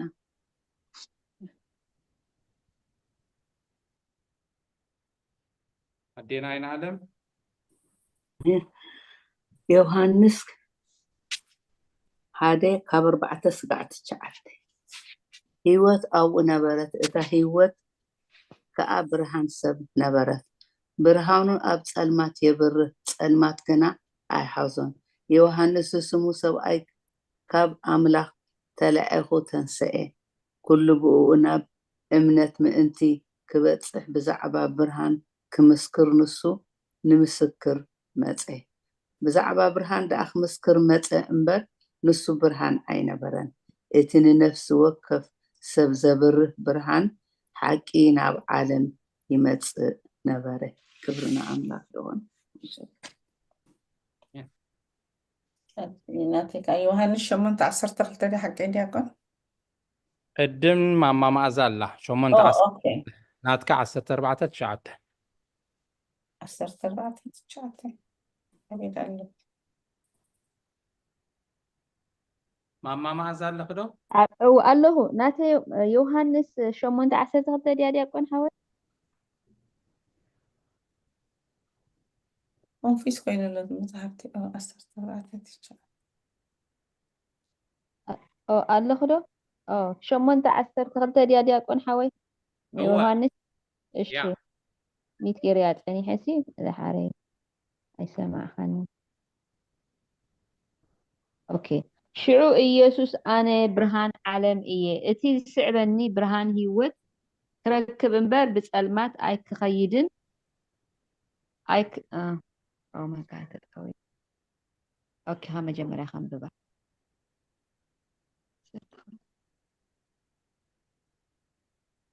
ስላይድ ገይሩሲ ሶሪ ሽዑ ኢየሱስ ኣነ ብርሃን ዓለም እየ እቲ ዝስዕበኒ ብርሃን ህይወት ክረክብ እምበር ብጸልማት ኣይክኸይድን እዩ ኢሉ ከም ብሓድሽ ተዛረቦ አሜን ዮሐንስ 10 ምዕራፍ 11 ቁፅሪ 9 ከዓኒ ኢየሱስ ምዕራፍ 14 ምዕራፍ 14 ቁፅሪ 9 ኦኬ ኢየሱስ በሎም ፊልጵስ እዚ ክንድዚ ዝኣክል ዘመን ምሳኻትኩም ክነብር ከለኹሲ ኣይትፈልጠንን ዲኸ እቲ ንዓይ ዝረኣየ ነቦ ረኣዮ ከመይ ኢልካኸ ነቦ ኣርኤና ትብል ኣለኻ እሳያ ቀፂሉ ኣብ ቁጥሪ 12 ዘለዋ ንባባትና ማማ ብረይ ቀዳሜይቲ መልእክቲ ዮሐንስ ምዕራፍ 1 ቁጥሪ 1 ቀዳሜይቲ መልእክቲ ዮሐንስ ምዕራፍ 1 ቁጥሪ 1 መምህር ትምኒት ወንጌል ሉቃስ ምዕራፍ 2 ቁጥሪ 39 ወይ ድማ እዚኣነ ኣዴና ኤልሳቤጥ ክህበን እየ ኣዴና ኤልሳቤጥ أبيت ቅድሚ ወንጌል ዮሐንስ ወንጌል ሉቃስ ኣሎ ቅድሚ ዛሒስክን ኣፀናሕክን ወንጌል ዮሐንስ ቅድሚያ ወንጌል ሉቃስ ትብል ኣሎ ምዕራፍ 2 ቁጥሪ 39 2:39 መምህር ትምኒት ቀዳሜይቲ መልእክቲ ጳውሎስ ናብ ሰብ ጢሞቴዎስ ምዕራፍ 3 ቁፅሪ 16 ንባብ ቁፅሪ 11-12 እዚ ስም ወልድ ምባል እውን ምስ ኣብ ሓደ ባህሪ ከም ዝኾነ ንነግረካን ነረድአካን ኣሎና እዚ ስም ወልድ ምባል እውን ምስ ኣብ ሓደ ባህሪ ከም ዝኾነ ንነግረካን ነረድአካን ኣለና ግና ናብቲ ኣቐዲምና ዝጀመርናየ ነገረ ስጋዌኡ ናብ ምዝራብ ንመለስ ሎሚ ዝተወለልና እግዚአብሔር ቃል ብስጋ ናይ ምግላጹ ነገር ንዛረብ ብባህሪ ዘይረአ ዝነበረ ከመይ ኢሉ ሎሚ ከም ዝተራእየ ባህሪ ስጋ ስለ ዘይብሉ ዘይድህሰስ ዝነበረ እውን ከመይ ኢሉ ብስጋ ከም ዝተዳህሰሰ ብምሳሌ ነረድአካ ኣሎና ይብል ማማ ብረይ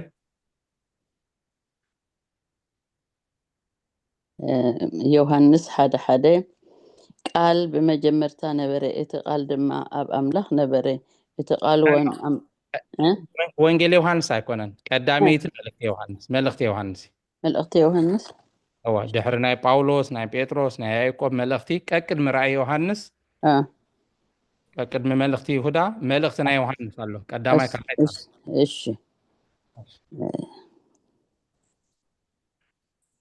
ቀዳሜይቲ እሺ ተኺበያ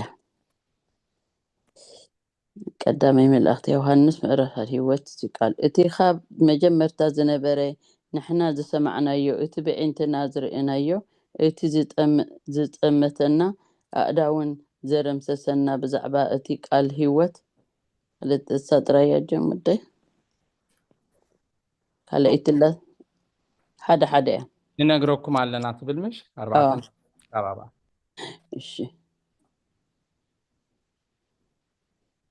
أبايدي حجي هو أدينا إلسابيت وانجيل لوكاس 2:39 39 نساون شعون أبو مسيئة نعملة أمسكنتو نتو مدحان يروسالم يصبيو كلهم كعب زعباؤو تزاربتهم كم تأجي نسادية ولا خصلا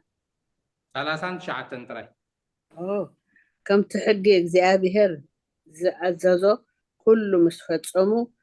ንገሊላ ናብ ናዝሬት ዓዶም ተመልሱ በቃ ያ በቃ አሜን። ቀረንተስ ማለም ጳውሎስ ቀዳማይ ጢሞቴዎስ ምዕራፍ 3 ቁጥሪ 16 ብሓቂ እቲ ምስጢር ኣምልኾ ዓብይ እዩ ንሱ እቲ ብስጋ እተገልጸ ብመንፈስ ጸደቐ ንመላእኽቲ ተራእየ ኣብ ኣሕዛብ ተሰብከ ኣብ ዓለም ተኣምነ ናብ ክብሪ ዓረገ አሜን አሜን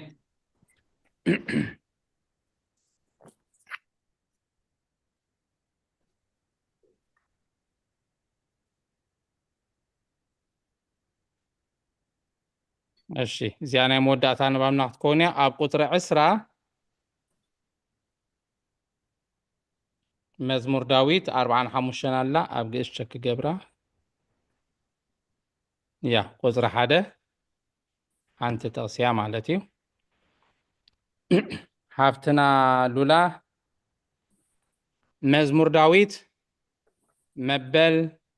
45 ቁጥሪ 1 ኣብ ቁጥሪ 10 ያደላ እሺ ንባብ ቁጥሪ 11 ክሳብ 20 እዚ ስም ወልድ ምባል ውን ምስ ኣብ ይቕሬታ ካብ ቁጥሪ 13 ካብ ኣፍና ዝወፅእ ንሓድሕድና እንዘራረበሉ ናትና ቃል ኣሎ ማንም ሓደ እኳ ዝርእዮ የልቦን እዚ ንባብ ነስተውዕለሉ ይቕሬታ ካብ ኣፍና ዝወፅእ ንሓድሕድና እንዘራረበሉ ናትና ቃል ኣሎ ማንም ሓደ እኳ ዝርእዮ የልቦን ነቲ ቃል ማለት እዩ ምክንያቱ ንቃል ግዝፊ የብሉን ንማንም ኣይረኣዮን ብኢድ ውን ኣይደሰስን እዩ ቃል ኣብ ብራና ምስ ተጻሕፈን ቅርፂ ምስ ተገብረሉን ግና ዝተገልጸ ይኸውን ይረአን ይድህሰስን ከዓ ምስ ተጻሕፈ ማለት እዩ ናብ ፈታዊኡ መጽሓፍ ክጽሕፍ ዝፈቱ ሰብ እንተሎ ቃል ዘይረአን ዘይደሰስን እዩ እሞ እቲ ሰብ ኣብ ብራና ምስ ተጻሕፎ ግና ቅድም ክትርእዮ ንዘይከኣልካ ሽዑ ክትርእዮ ኢኻ ቅድም ክድህስሶ ዘይከኣለካ ዝነበረ ናይ ቃል ኣካል ሎሚ ብብራና ብጽሕፈት ክድህስሶ ኢኻ ከመይ ንቃል ግዝፊ የብሉን ጽሕፈት ብዝሃቦ መልክዕ ምስ ተጻሕፈ ግና ሽዑኡ ክትርእዮን ክድህስሶን ይግብአካ እነሆ ሎሚ እዚ ምሳሌ ርድኡን ፍሉይን ኮነ በቲ ዝተለምደን ዝግበርን ክግበር ዝነብርን ምሳሌ ሰብ ዝኾነ ናይ ቃል ነገር ኣረዳእናካ ቅድሚ ኩሉ ዘመን ዝነበረ ቀዳማይ ባህሪኡ ከም ኣብ ስጋ ዘይነበሮ ሓደ ወዲ እግዚአብሔር ቃል ኣብ ዳሕረዋይ ዘመን ባህርየ ሰብ ተዋሃሂዱ ካብ ቅድስት ድንግል ውን ከም ዝተወልደ ከምኡ ውን ንባህርየ መለኮቱ ጥንቲ ከም ዘይብሉ ንሕና ነረድአካ ኣሎና ወልድ ዋህድ ካብ ኣብ ምውላዱ ከመይ ከም ዝኾነ ካብ ቅድስት ድንግል ምውላዱ ውን ከመይ ከም ዝኾነ ኣይትሕተተኒ ንሱ ብባህሪኡ ካብ ኣብ ተወሊዱ እዩ ንርእሱ ብዝገበሮ ተዋህዶ ውን ካብ ቅድስት ድንግል ማርያም ተወሊዱ እሞ ንሱ ኣምላኽ እዩ ሰብ ውን እዩ ንስኻ ውን ነቲ ካብ ልብኻ ዝተረኽበ ቃልካ ክትጽሕፎ ደሊኻ ብመልክዕ ጽሕፈት እንተጸሓፍካዮ ኣብ ሰሌዳ ውን እንተቐረጽካዮ ባዕልኻ ብኢድካ መጽሓፍ ምስ ትጽሕፍ ቃል ኣካላዊ ኮይኑ ይርከብ ግና ብኢድካ ዝጸሓፍካዮ ቃል ጥንቲ መርከብ እዩ ሽዑ ኣይኮነን ካብ ልብኻ ተረኺቡ ኣብ ልብኻ ህሉ ኮይኑ ይነብር ደኣ እምበር ኣብቲ ዝጸሓፍካዮ ግዜ ውን ሽዑ ይረአ ደኣ እምበር እንሆ ሕጂ ምሳሌኡ ግሉጽ ርዱእ ኮነ እዚ ምሳሌ እዚ ፍልጠት ይምህረና ሕጂ ውን ነቲ ዝበልናዮ ብምሳሌ ቀዋሚ ግበር ኣብ ክንዲ ዘሎ ልቢ ብኔው ንኣብ ብዝተፈለየ ኣካሉ ንፈልጦ ኢና ኣብ ክንዲ ዘሎ ቃል ውን ነቲ ብፍጹም ገጽ ብፍጹም መልክዕ ንኣብን መንፈስ ቅዱስን ዝመስል ዝተኻከል ኣካል ባህሪ ዘለዎ ንእግዚአብሔር ቃል ንፈልጦ ኢና ናይ ኣብ ናይ ባህሪ ወዱ እዩ እሞ ግና ንቃል እግዚአብሔር ብቃልና እንተመሰልናዮ ኣካል ባህሪ ዘይብሉ ኣይምሰልካ ኣብ ግዜ ጽሕፈት ኣብ ክንድት ንቓል ዝጸሓፎ ኣብዚ ዘሎ ኢድ ብኔው ንቓል ብስጋ ዝወለደቶ እመቤትና ቅድስት ድንግል ማርያም ከም ዝኾነት ፍለጥ ይብል መዝሙር ዳዊት 45 ቁጽሪ 1 ካብ ልበይ ጽቡቕ ነገር ይግንፍል ድርሳናተይ ንንጉሰይ እዩ እብል ልሳነይ ከም ብርዒ ቅልጡፍ ጽሑፍ እዩ ጸሓፊ እዩ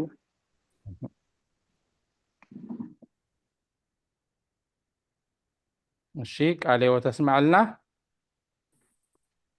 ካብዚ ብምቕጻል ከም ፍቓድ ኣምላኽ ናይ ንባብ ጊዜና ስለ ዝኣኸለ ከምቲ ልሙድ መዝሙር ካብ ጉባኤ ክህልወና እዩ መዝሙር ድዝምረልና ኣነ ኣለኹ ዳግም እሺ ኣዴና ኣይነ ዓለም ምርትምኒቱን ኢዳ ሓፍ ኣቢላላ ኣዴና ኣይነ ዓለም ብዙሕ ሰሚዕናክን ስለ ዘይንፈልጥ ተዓድል ኣዴና ኣይነ ዓለም ክህበን እየ ፈቓድ ተኾይኑ መምህር ትምኒት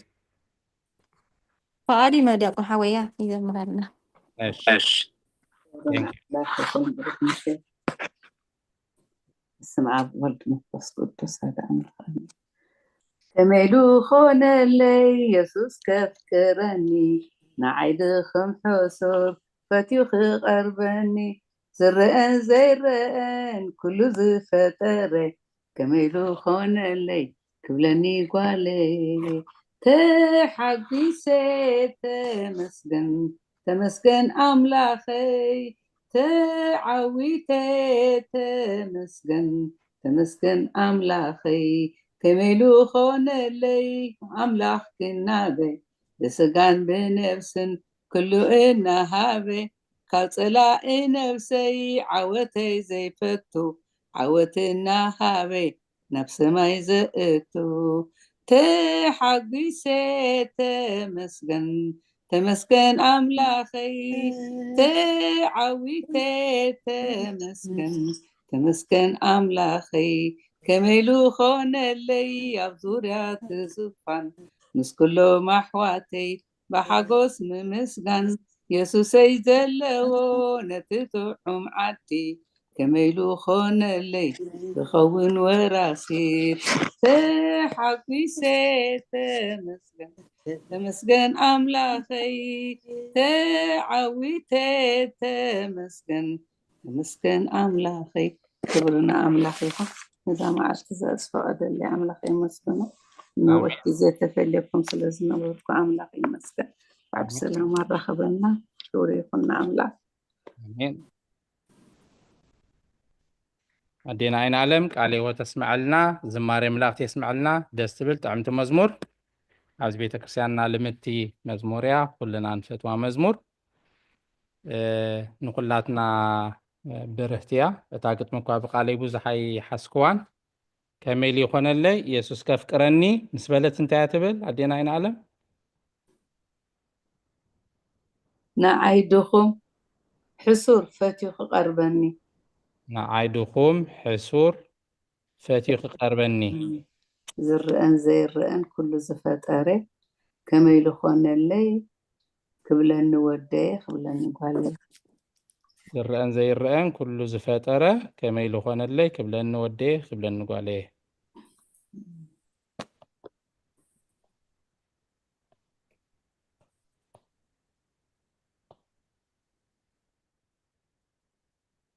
ماشي نزحنتي كوسس لدلو خيه تاع مزمور كلها تعمتي نسمع صنيحنا هنا كميلو خن اللي يسوس كفكرني نعايدكم حصور فاتي قربني زرقان زي الرقان كل زفتره كميلو خن اللي كبلن نودي كبلن نقالي تحقيسه تمسكن املاخي تعويته تمسكن املاخي ان بلا خمسكن علنا صنيحن دقيمه زمار املاخ يسمع لنا الشي نزا مزمور كم فقاد املاخ بتغسي مصحف قدوس أسنينا كنستنتنا نتعدلنا بقبائه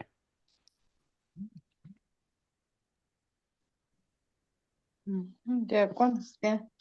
ترحاسي ساعت خيط خوينا عرفيسكن قدما يوحنس عرف 4 كاب 19 أملاخ بؤمنتي بهوت كنبريلو نتحدودو ناب عالم بملعخو እታ ፍቕሪ ኣምላኽ ንዓና በዚ ተገለጸትልና أملاخ بعلو سلزفك أرنا بني حاتياتنا متعرق خوني لدما ودو سلسددلنا يمبر إحنا نأملاخ لزفك أرنا أيكونا تفقري بذي آية أمين تخكل مساعد خيد قداميت ملكت يوحنس معرف 4 كاب 9 كساب 10 كاليوت اسمع لنا الشي كالوت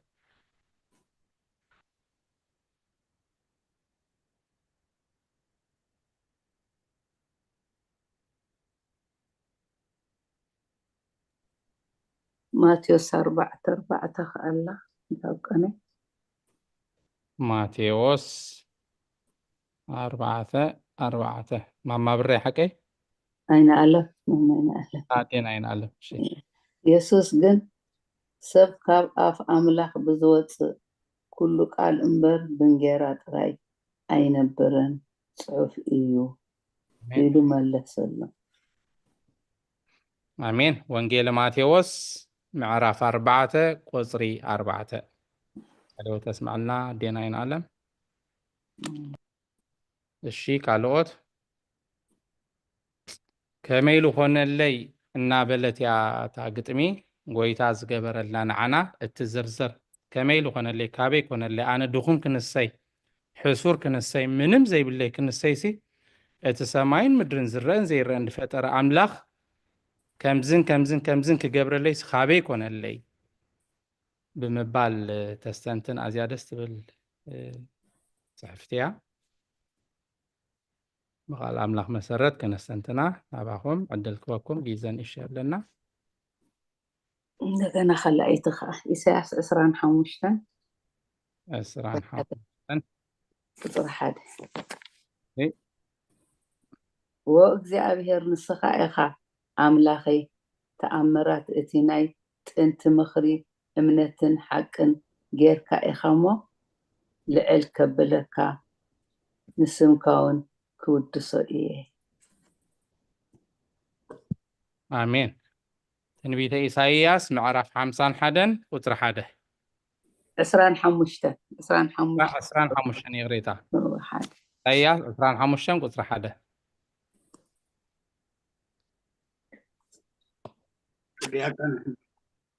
إن شاء أبونا مزمور 103 قصر 2 نእግዚአብሔር ባርኺ ነቲ ተገብርልክ ሰናይ ኩሉ ከዓ ኣይትረስዕ آمين نفسي እግዚአብሔር ባርኺ ነቲ ኩሉ ዝተገብረልካ ከዓ ኣይትረስዕ መዝሙር ዳዊት መበል 103 ቁፅሪ 2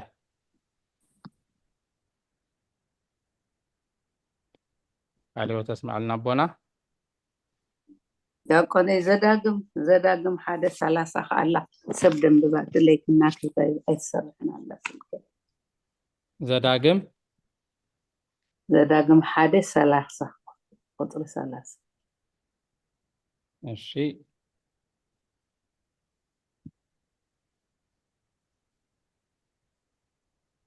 ዘዳግም 1:30 ተንብባ እወ ናተይታ ስልከ ኣብያትኒ እሺ እቲ ዝመርሓኩም እግዚአብሔር ኣምላኽኩም ከምቲ ኣብ ግብፂ ክገብረልኩም ዝረኣኹምዎ ኩሉ ኣብ ክንዳኻትኩም ክዋግኣልኩም እዩ ሳድያ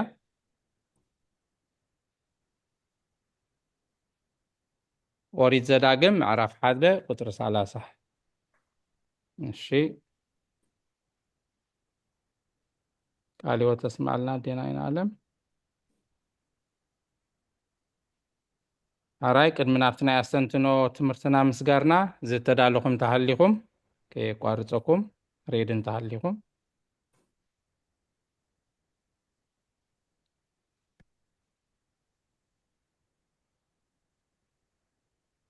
ኣራይ እምበኣር ካብዚ ቀፂልና ከም ፍቓድ ኣምላኽ ንሎሚ ዘንበብናዮ ሃይማኖት ኣበው ብዛዕባኡ ከነስተንትን ኢና ዝኾነ ሓሳብ ርእይቶ ሕቶውን እንተለና ኣቦታት ኣብ መንጎና ስለ ዘለዉ ክንሓትት ንኽእል ኢና መጀመርታ ግን እንታይ ተማሂርና እንታይ ተረዲእና እንታይ ኣስተንቲና ክንብል ንሎሚ ዘንብብናዮ ሃይማኖት ኣበው ናይ ቅዱስ ዮሃንስ ኤጲስቆጶስ ናይ ኢየሩሳሌም ምዕራፍ 52 ካብ ቁጥሪ 32 ጀሚርና ክሳብ መወዳእታ ኣንቢብናያ ቀፂልና ናብ ምዕራፍ 53 ኢና ሰጊርና ምዕራፍ 53 ድማ ናይ እንቆራ ኤጲስቆጶስ ቴዎዶጦስ ዝተባህለ ኣቦ ብዛዕባ ልደት ናይ ጎይታናን ኣምላኽናን መድሓኒናን ኢየሱስ ክርስቶስ ዝፀሓፎ ጽሑፍ ኢና ኣንቢብና ምዕራፍ 53 ካብ ቁፅሪ 1 ክሳብ 20 ኢና ኣንቢብና ሎሚ ስለዚ ካብታ ምዕራፍ 52 ካብዛ ምዕራፍ 53 እውን ካብ ኩሉ ከነሰንትኖ እንደሊ ከነሰንትን ቁፅሪ ክንዲዚኣ ምዕራፍ ክንዲዚኣ ውፅለ ይብሉኒ ካብ ስክሪን ዳርኣኹም ከተስተንትኑ ከተንብቡ ተደሊኹም መድረኽ ናባኹም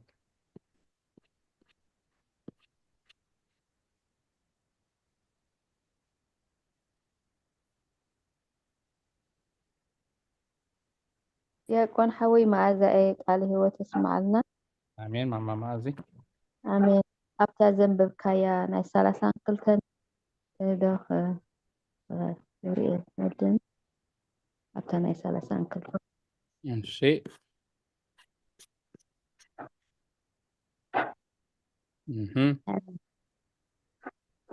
እወ ካብ ዓላውያን ስለታ ዝበደለት ነፍሲ ኣብ መቃብር ኮይና ንእግዚኣብሔር ትብልሲ በሊጥካያ እንዲኻ ግን እንታይ ተረድኤ ብሂወት እስማዕ ኣለኹ እወ እሺ ሕራይ ብዛዕባ ሞትሲ ብሂወት ከለና እቲ ክንገብሮ ዝግብኣና እቲ ኣብ እግዚኣብሔር ዘንቃሓና ሰዓት እቲ ኣብ ሂወትና ዝፈለጥናሉ ሰዓት ኣብ እግዚኣብሔርና ክንቀርብ ንእግዚኣብሔር ዘድልዮ ነገር ማለት ካባና ዝደልዮ ምስጋና እዩ ግን ንኸይንመውት እዩ ከዓ ዝደልየና ናይ ዘለኣለም ሞት ማለት ሕጂ ኣብ ኣስታይ ስተንትን ነይረ እንታይ ፅሒፈ ማለት እታ ናይ 32 ሕጂ ሓደ ግዜ ንብል ኢና ኦፍኮርስ እግዚኣብሔር እዩ መደምደምታ ባዕሉ ዝወስኖ ንሕና ጃጅ ክንገብር ከም ዘይብልና ግን እንታይ ድሕሪ ሞትሲ ዋላ ሓንቲ ከምዘየለ በቃ መደምደምታ ኢለ ፅሒፈያ ማለት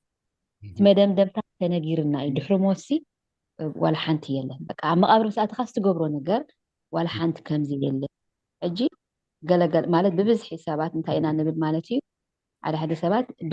ጃጅ ኣይትግበር እግዚኣብሔር ድገብሮ እንታይ ፍለጥ ገለ ትብል ኢኻ ግን ጃጅመንት ዘይኮነስ ንሕና ጃጅ ኣይንገብር እንዲና እሱ እንዲ ድገብሮ ተኾነ ግን ድሕሪ ሞት ዋላ ሓንቲ ከምዘየለ ብሂወት ከለናስ ግዜ ተዋሂብና ማለት እዩ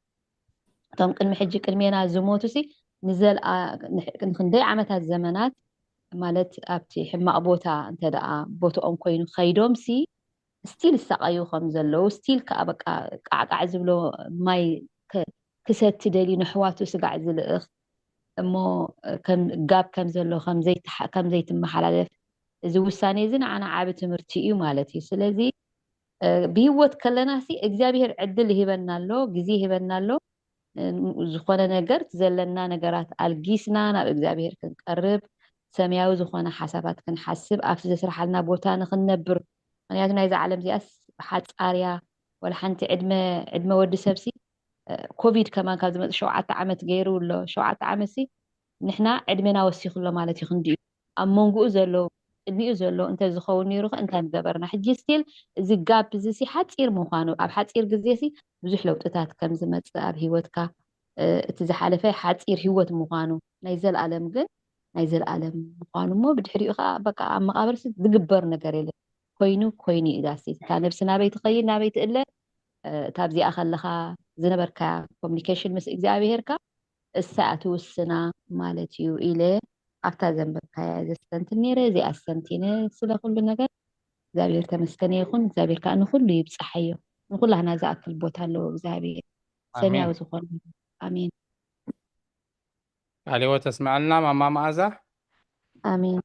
ምዕራፍ 52 ቁጥሪ 32 ና ከተስተንትነልና ፀኒሓ ቃለ ሕይወት ተስማዕልና እሺ ካልኦት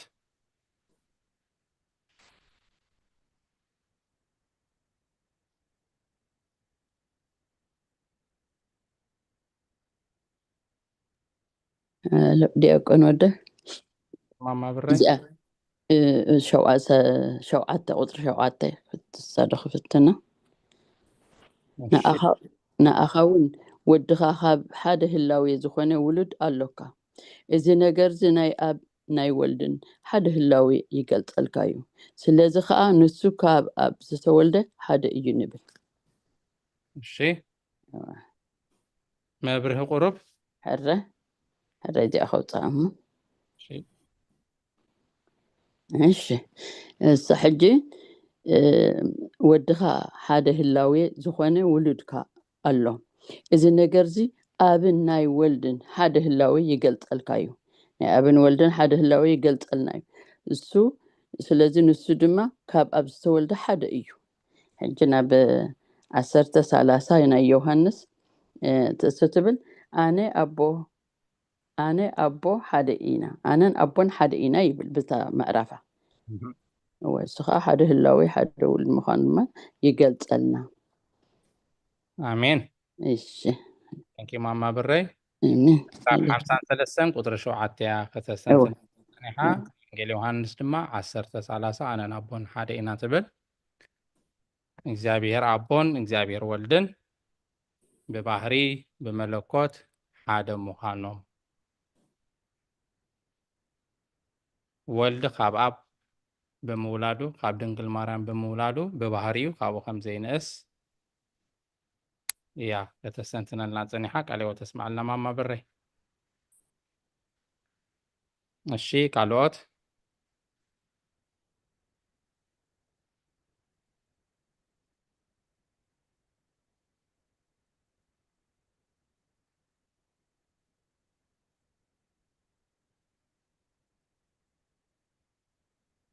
ولا خاب سكرين دارانا كنستنتن خلينا وطرق نزي أوصل لكم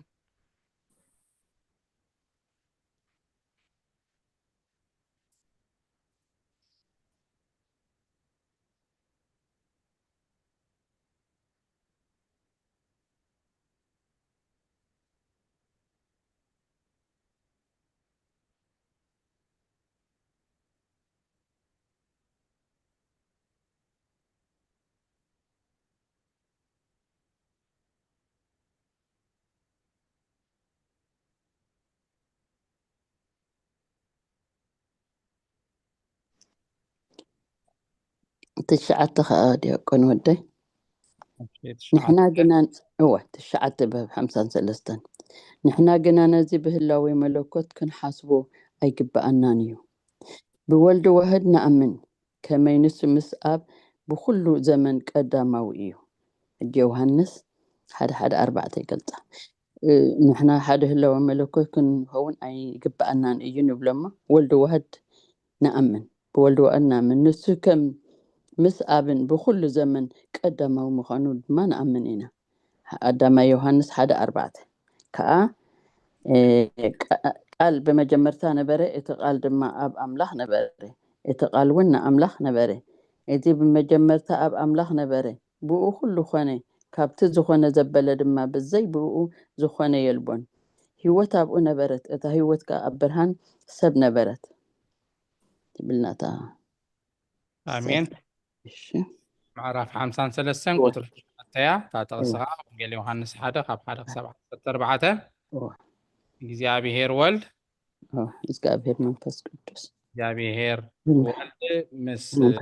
ይኹን ምስ መንፈስ ቅዱስ ብህልውና ኣብ ማዕረ ምዃኑ መቅድዳም ከም ዘይብሎም ኣብ ቅድማት ሒዙ ምስ ኣቦ ዝነበረ ከም ዝኾነ ኩሉ ዘመን ቀዳማዊ እዩ عليه تسمعلنا እሺ ካልኦት ሎሚ እንታይ ተማሂርና ቁሩብ እንታይ ሒዝና ካብ ዝንባብ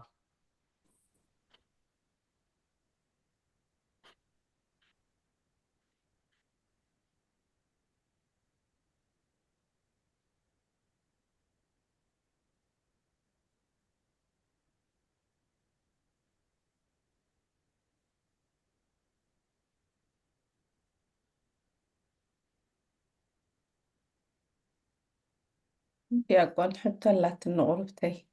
ህይወት تحتيسي بريات اللي لا at the same time كاين الربرس عشمو أبتا ناي معرف 5 3 10 6 ولد واحد كاب أب بخمي كم زتولدي كاب قدست دنقل بخمي تولدي أي تحتتني كمي نسو بهلاويو كاب أب تولدي بهلاويو بهلاويو كاب أب تولدي كاب قدست دنقل دما بتي بعلو نبعلو زقوبرو سرعت تولدي نسو سب زخونا أملاخيو حجاتين تردياتنا لاقن قربتين خلالها تبرهن دلي كل شيء بزقابيهر كمزو إزقابيهر سقدم ولا بتبولي وينسي ينقر كمز نبرة خب قدست دنقل كمز ولد كمز ولد نزمتسي ينقر كمز نبرة بتبولي كده أبتي بولي كدانوين دحري أبتحدش كدانكا كله أبرهي وخم عادي حكي كم يجمر تاسي كاب قدست مريم كم زولد سي ينقر نيري هو عجب زي أخلت لدت إن أنت تقيس عند الله أمام هيوت هو تحنتي كاب قدست إنكل مريم بسجا مولادو تحنتي تقيس وادو لك كاب أب ببهريو هو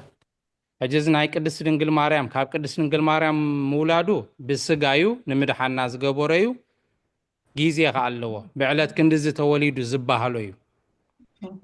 لسه 19 تحساسيلنا نخبر أبزا معرف 53 سنون كجمر كلا خم أيليو 19 تحساسيلو تقيسو بمخنيات بزعبا لدتنا قويتانا لتصحفو إلى تجمر تقصر حدا مالتي حجي كاب أب جن ببهريو ولد كاب أب ببهري استولدي حجي معاس تلك هات أنت يبولون ناتو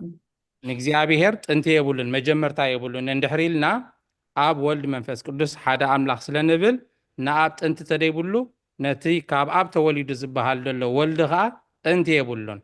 بهلونا أيك أدادو منيم كان زمان بابري تغيسات تاتسنحت أب قطري شوعاته أب قطري شوعاته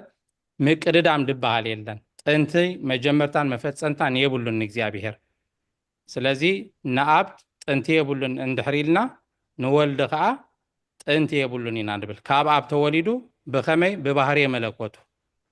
لمز غاب دنقل مارام بسقاس تولدو زمن قوتيرو علت كندز توليدو كلتاشا عامت جيرلو كلتاشا عنقلن جيرلو نبلو أيقونن بأمرو سب زي بتصح زي مرمريقا إيلو عنطوي أفتانا بابنا نحر أستوعي الكلام علتي حلنا سب أمرو سب كبوت حوخ مرمرو زيك النقري لداتو منكريو لداتو فلويو نحنا غاقم توهادو غا بخلة لدات إنا نأمن ولا بتي مستيرة سلاسي خنا مهار كلنا من فتركا كلتا لدات بتواهدو ሃይማኖት ከበረ ኢና ንብል ስለዚ ክርስቶስ ወልደ አብ በመለኮቱ ኢና ንብሎ በመለኮቱ ወዲ እግዚአብሔር አብ ወልደ ማርያም በትስብእቱ ስጋ ብምልባሱ ሰብ ብምዃኑ ድማ ወዲ ማርያም ንብሎ ወልደ አብ ወልደ ማርያም ንብሎ ካብ ኾሚ ወልደ አብ በመለኮቱ ወልደ ማርያም በትስብእቱ በመለኮቱ ወዲ አብ ወዲ እግዚአብሔር አቦ بسجو بتسبيتو سجا بملباسوها ود دنقل ماريامي سلازي خا فتصم أملاخ فتصم سب النقلو مالتي بريات كون تسفا قبر بوزيت تتداغا أكيد أنا صبرت ودحن بدن ببريخ على الله يعني أنا تردي أتن لاقن موركس تاخ قبر عدلي ماشي thank you دو صبر غير كاستا غير كالله آمين دياقوني نيسيد خستغلا شبونا مچم عدا نجر توليدو كبهال كله كاب كلتا يخول لزلوا كاب بون كابدن أتا دياقون كبلنا تصنحه بملكوتو كاب زي أبي هرابو توليدو خنبل كلنا عدا يبولون بسجاؤه دما ካብ ቅድስት ድንግል ማርያም ትዘመን ዝቁፀረሉ ብግዕዝ 2017 ዓመተ ምህረት ብፈረንጂ ድማ 2025 ኢልና ንቆፅሮ ድማ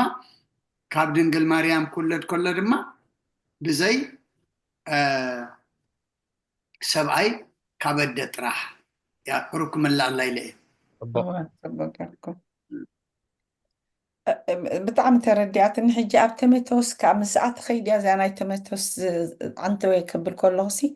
ኣብ ቲሞቴዎስ 2:5 ሲ ማለት ኣምላኽ ሓደ በይኒ እሞ እቲ ኣብ መንጎ ኣምላኽን ሰብን ዘሎ ማእከላዋይ እውን እቲ ሰብ ክርስቶስ እዩ ኣሚን እቲ ሰብ ክርስቶስ ኢየሱስ ሓደ በይኒ እዩ ነዚ ኣክስታይ ትገብር ምሽ ሓቀይ ነዚ ሕጂ ትገልጾ ኣብርህያ ኣብ ቲሞቴዎስ እንታይ ብል ቲሞቴዎስ 2:5 ሲ ማለት ኣምላኽ ሓደ በይኒ እዩ እሞ እቲ ኣብ መንጎ ኣምላኽን ሰብን ዘሎ ማእከላዊ እውን እቲ ሰብ ክርስቶስ ኢየሱስ እዩ ሓደ በይኒ እዩ ትኽክል ኦኬ ነታ ትጓደለኺ ብትኽክል ትገልፃ እያ ኦኬ እቲ ኣብ መንጎናን ኣብ መንጎ እግዚኣብሔርን ዝነበረ ዘየራኽበና ጋብ እግዚኣብሔር ወልድ ብስጋ ሰብ ተገሊጹ ካብ ድንግል ማርያም መፂው ፍጹም ሰብ ኮይኑ በይኑ ድበሎ ከዓ ብዙሕ ሰብ ተወሊዱ እንድዩ ከም ናይ ክርስቶስ ግን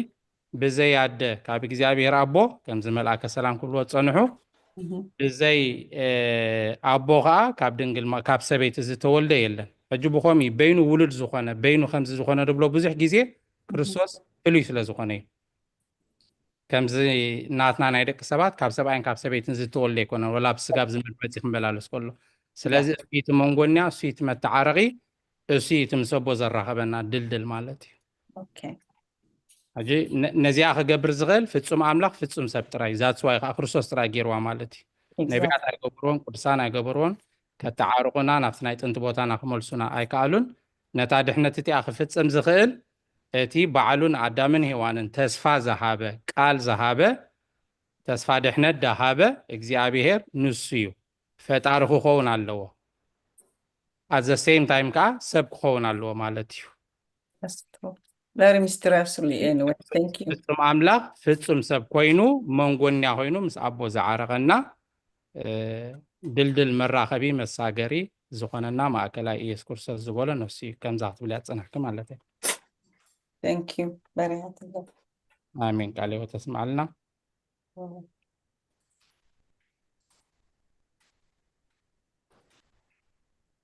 እሺ ካልኦት ጊዜና ክንጥቀመላ 10 ደቂቃ ተሪፋትና ኣላ ምስ ጸሎት ምስ መደምደምታ ዲያቆን ወደይ ቁጥር 3 ኣብ 53 هو كم بحدش جمع خمس بالي لوم እግዚአብሔር ካብ ቅድስት ድንግል ብስጋ ተወሊዱ ተራእየ ንሳ ድማ ከም ቀደማ በድንግልና ነበረት ኣደውን ኮነት እቲ ህይወት የጥፍእ ጥፍኣት ኣይገበረን እቲ ህይወት ክሳብ ድማ ገለኳ ኣይጥፈን ሕጂ ኣብ ዘፍጥረት ዘዳግም 32 ሕጂ ዚኣ ከም በሓድ ክዝበሎ እግዚአብሔር ካብ ቅድስት ድንግል ማርያም ብስጋ ከም ተወሊዱ ተራእየ ንሳ ድማ ከም ቀደማ በድንግልና ነበረት ክሱ ትድብለና ኣደ ኮነት ኣደውን ኮነት ህይወት ዘጥፍእ ጥፍኣት ኣይገበረን እቲ ህይወት ዝህብ ድማ ገለ እኳ ኣይጥፈን ዘዳግም 32:39 ኣነ እየ መሳይ ካልእ ኣምላኽ ከም ዘልቦ ድማ ሕጂ ረኣዩ ኣነ እቐትል ህያው እገብር ኣነ የቁስል ፍስስ ድማ ካብ ኢደይ ዘድሕን ከዓ የልቦን ነናታ ኣሜን ቃል ሕይወት ተስማዓልና 53 ቁጥር 3 ድንግል ማርያም ብድንግልናኣ ምውላዳ ወላ ምስ ወለደቱን ብድንግልና ፀኒዓ ከም ዝነበረት ህይወት ዝህብ በይኑ ኣምላኽ ዝኾነ ፈጣሪ ኩሉ ከም ዝከኣሎ እቲ ህይወት ዝልውጥ ንሱ ኣብ ድንግል ተፈትዎ ማህፀን ኣየምፀን ይድብል እቲ ክፈጥር ህይወት ክህብ ዘይፀገሞ ብድንግልና ምውላድ ንዑ ኣየፀግሞን ይክብል ኣብሪህዎ ኣሎ እሺ ቃልዎ ተስማዕልና ማማ ብረይ እኖም ነታ እንኳዕ ሰላምኣትኹም ኣብ ኦንላይን ሪኦኩም ኣለኹም መስለኒ ገለ ክትብሉና ዕድል ናባኹም ክበኩም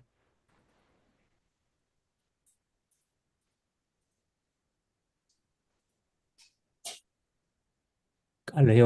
ህይወት የስማዕልና ዲያቆን ሓወይ ድሕና ኣባይ መልኣከ ሰላም ኣለው ቃለ ምዕዳን ገይሮም ናብ ጸሎት ክድናት ግዜ ክስታይ ከይንብሎ እሺ 18 ደቂቃ ኣለዋና ብከመይኒ ሸይ ከብለኩም ሓሲባ ሕጂ የርእየኩም ረብን حقهم خلاص هذا كنا كل جزء له ربنا ሕራይ ፍቓድ እግዚኣብሔር ይኹን ስለ ቃላቱ እግዚኣብሔር ዝተመስገነ ይኹን ብድሓነ ሰላም ዓቂቡ ኣብዚ ጉባኤ እዚ ክንሳተፍ ዝረዳእና ዝደገፈና ልዑለ ባህሪ ፈጣሪና ናይ ባህሪ ምስጋና ይብፅሓዮ ኣቦና ብመልኣከ ሰላም ዲያቆን መሓሪ ኩልኹም ህዝቢ እግዚኣብሔር ኣብ ዙም ዘለኹም ከምኡውን ብዩቱብ ትከታተሉና ዘለኹም ኣብታ መዓዛ ቅዱሳን ዝሓተተታ ሕቶ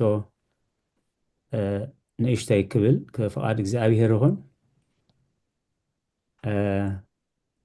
ኣብታ ቁፅሪ 50 ኣብ ምዕራፍ 52 ማለት እዩ ኣብታ ናይ ዮሃንስ ኤጲስቆጶስ ናይ ኢየሩሳሌም ካብ ቁፅሪ 32 ካብ ዓላውያን ስለታ ዝበደለት ነፍሱ ኣብ መቃብር ኮይኑ ንእግዚኣብሔር ጽቡቕ ኣይገበርኩን ዝብሎ መን እዩ ኣብ መቃብር ጽቡቕ ኣይገበርኩን ኢሉ ዝድንስ የልቦን ዝድሕንስ የልቦን ምስ ሓጢኣቱ ከሎ ዝመውት ኩሉ ሰብ እንሆ ቁርፂ ፍርዲ እግዚኣብሔር ተፈሪድዎ እዩ እታ ናይ አልዓዛርን ናይ እቲ ሃብታም ሰብኣይን ናይ ኣቦና አብርሃምን ኣብኣ ጠቂሱሎ ማለት እዩ ኩሎም ሰባት ነቶም ሓሰኻኦም ዘይድቅስ እሳቶም ዘይጠፍእ ነዚኣቶም ብልቡንኦም የስተውዕሉ ኩሎም ቶም ስጋውያን ደማውያን ሰባት ነቶም ንኽንስሑ ኮነ ናብቲ ብደሙ በይኑ ዘድሓኖም እግዚኣብሔር ኢየሱስ ክርስቶስ ንኽምለሱ ዘይፈቱ ንዓኣቶም ይረኣዩ ዮሃንስ ከም ዝበሎ ንሱ ድማ ናይ ባህሪ ኣምላኽ ናይ ዘለኣለም ህይወት እዩ ንሕና እውን ኣቐዲምና ከም ዝበልናዮ ኢየሱስ ክርስቶስ ካብ ጥንቲ ጀሚሩ ክሳዕ ዘለኣለም ሓደ ናይ ባህሪ ገዛእ ከም ዝኾነ ከም ኣብን ከም መንፈስ ቅዱስን ብባህሪ መለኮቱ ከሎ ብሓቂ ሰብ ከም ዝኾነ በቶም እግዚኣብሔር ዝፀሓፎም ቅዱሳት መጻሕፍቲ ኩላትና ንሕግና ኣቐዲምና ክንርዳእ ይግባእ ኢሉ ሕጂ እንታይ እዩ እቲ ሃብታም ሰብኣይ ንሕዋተይ ንገሩለይ ኣነ ክድሕን ዘይክእል ተኮይነስ 5 ኣሕዋት ኣለዉ ንብዓዲ ንዓቶም ከዓ ንገሩለይ ክብል ከሎስ ኣቦና አብርሃም ግን መጻሕፍቲ ኣለዎም ነቢያት ኣለዎም ንዓቶም ይስምዑ ኣነስ ሰምዖም ነይረ እንዴ ግን ሓደ ካሙታት እንደዘይልኢኽካሎምሲ ኣይንስሑን እዮም ሓደ ካሙታን ለኣኸሎም ክብል ከሎ ኣቦና አብርሃም እንታይ ኢልዎ እንድሕር ነቢያትን መጻሕፍትን ዘይሰሚዖምሲ ኣብዚ መፂኦም ፍድኦም ይቀበሉ ግደፎም ኢሉ ስለዚ እቲ ዝተጻሕፈልና ናይ ዝወደቑ ሰባት ኣብ ሲኦል ናይ ዝኣተው ሰባት ዝተጻሕፈልናስ ንሕና ንኽንሳሕ ልብና ንኸይተሪር እዩ ትፍርዲ ኦረዲ ሃብተና መኣዛ ቅዱሳን ቁሩብ ተሰኪፍታ ንሕና ክንፈርድ ኣይግባአናን ኢልና ንሕና ይንፈርድኒና ግን ተቓል እንታይ ኢሉ ኣብ ዮሃንስ 3:18 እቲ ብወዲ ዝኣምን ናይ ዘለኣለም ህይወት ሃላቶ እቲ ብወዲ ዘይኣምን ግን ብሓደ ወዲ ኣምላኽ ስለ ዘይኣመነ ድሮ ተፈሪድዎ እዩ ሕጂ ንሕና ፍርዲ ይኮነን ቃል ኣምላኽ እንታይ እዩ ዝብል ኢና ንብል ማለት እዩ ስለዚ ድሮ ተፈሪድዎ እዩ ዮሃንስ ከዓ ኣብ ዕብራውያን 9:27 ከምቲ ንሰብ ሓንሳብ ሞማት ብድሕሪኡ እውን ፍርዲ እዩ እዚ እቲ መለኮታዊ ቃል እቲ እምነት ናይታ ቤተ ክርስቲያን ከዓ ንሱ እዩ ማለት እዩ ሕጂ ቶም ንንስሓ ዝዳናጎዩ ኣብ ትሪ ልቢ ዝዳናጎዩ ግን ካብቶም ኣብ ሲኦል ኮይኖም ዝሳቀዩ ዘለዉ ንመለበና ዝተጻሕፈ ካብኦም ክመሃሩ ካብኦም ተማሂሮም ከዓ ክንስሑ ይግባእ እታ መልእኽቲ ሕጂ ዘይኣታ ብንፅርቲ ካብኦም ተማሂርናስ ክንሳሕ ንግባእ ስለ ቃላቱ እግዚኣብሔር ዝተመስገነ ይኹን ምስቲ ዘለና ግዜ ኣብ ናይ ቅዱስ ቴዎዶጢዮስ ኤጲስቆጶስ ቴዎዶጢዮስ ናይ እንቆራ ሽም ናይ ተዓዲ ማለት እዩ ኣርእስቱ ብዛዕባ እቲ ኣብ መብልዕ ማል ዝተወልደ ጎይታ እዩ ዝዛረብ ዘሎ ብዙሕ ግዜ እቲ መናፍቅነት ንብሎ ካብ ቀዳማይ ክፍለ ዘመን ክሳብ ሕጂ ዘሎ እንታይ እዩ ወይ ኣብ ባህርየ መለኮት ናይ ክርስቶስ ወይ ከዓ ኣብ ባህርየ ትስብእቲ ናይ ክርስቶስ እዚአን እንተን መናፍቃን እትኻልእ ለጠፍ ዝመጽእ እዩ ማለት እዩ ስለዚ ተወሊዱ ኣብ መብልዕ ማል ተወሊዱ ሰብ ኮይኑ ክበሃል ከሎ ከመይ ገይሩ ኣምላኽ ይኸውን ዝብል ሕቶ ይመጾም ብዛዕባ ኣምላኽነቱ ክዛረብ ከሎ ከዓኒ ከመይ ገይሩ ሰብ ይኸውን ንብሉ ማለት እዩ ኣብ ቁፅሪ 5 ሓንቲ ዓባይ ቃል ኣቐሚጥ ኣሎ ማለት እዩ ተመርሚሩ ዘይፍለጥ ካብ ኮነስ ዘይምምርማሩ ምፍላጥ ይግባእ ኢሉ ማለት ተመርሚሩ ዘይፈልጥ ካብ ኮነስ ዘይምምርማሩ ምፍላጥ ቅድሚ ሕጂ ክምርመር ዘይክእል ተኮይኑሲ ድሕሪ ሕጂ እውን ክምርመር ከም ዘይክእል ማለት እዩ ጅታ ኣይ ትሕተተኒ ዝብሎ ዘሎ ነቲ ብሕሊና ሰብ ክብፃሕ ዘይከኣል ማለት እዩ 318 ኢሎም ንህሰስ እበያትዩ ወይ ንጠናቀቅ ማእምቅትዩ ባህርየ ስላሴ ብኢደይ ከይጨበጥኩ ብዓይነይ ከይረኣኹ ብኢደይ ከይዳህሰስኩ ኣይኣምንን እየ ዝብል እንተሎ ካብ እግዚኣብሔር ዲያብሎስ ካብ ህይወት ሞት ካብ ዘለዓለማዊ ህይወት ካብ መንግስቲ ሰማያት ገሃነመ እሳት ምምራፅ ማለት እዩ ምክንያቱ እቲ ናይ እግዚኣብሔር ክብፃሕ ዘይከኣል ኣብቲ ሃይማኖት ኣበው ሓውና ዲያቆን መሓሪ እውን ጠቂስዎ ፀኒሑ ኣብቲ ምስጢረ ስላሴ ከምኡ ገይሩ ገሊፅዎ ዘሎ ካብዚ ከዓ እዮም ኣምፂሞ ማለት እዩ እንታይ ዝብላኡ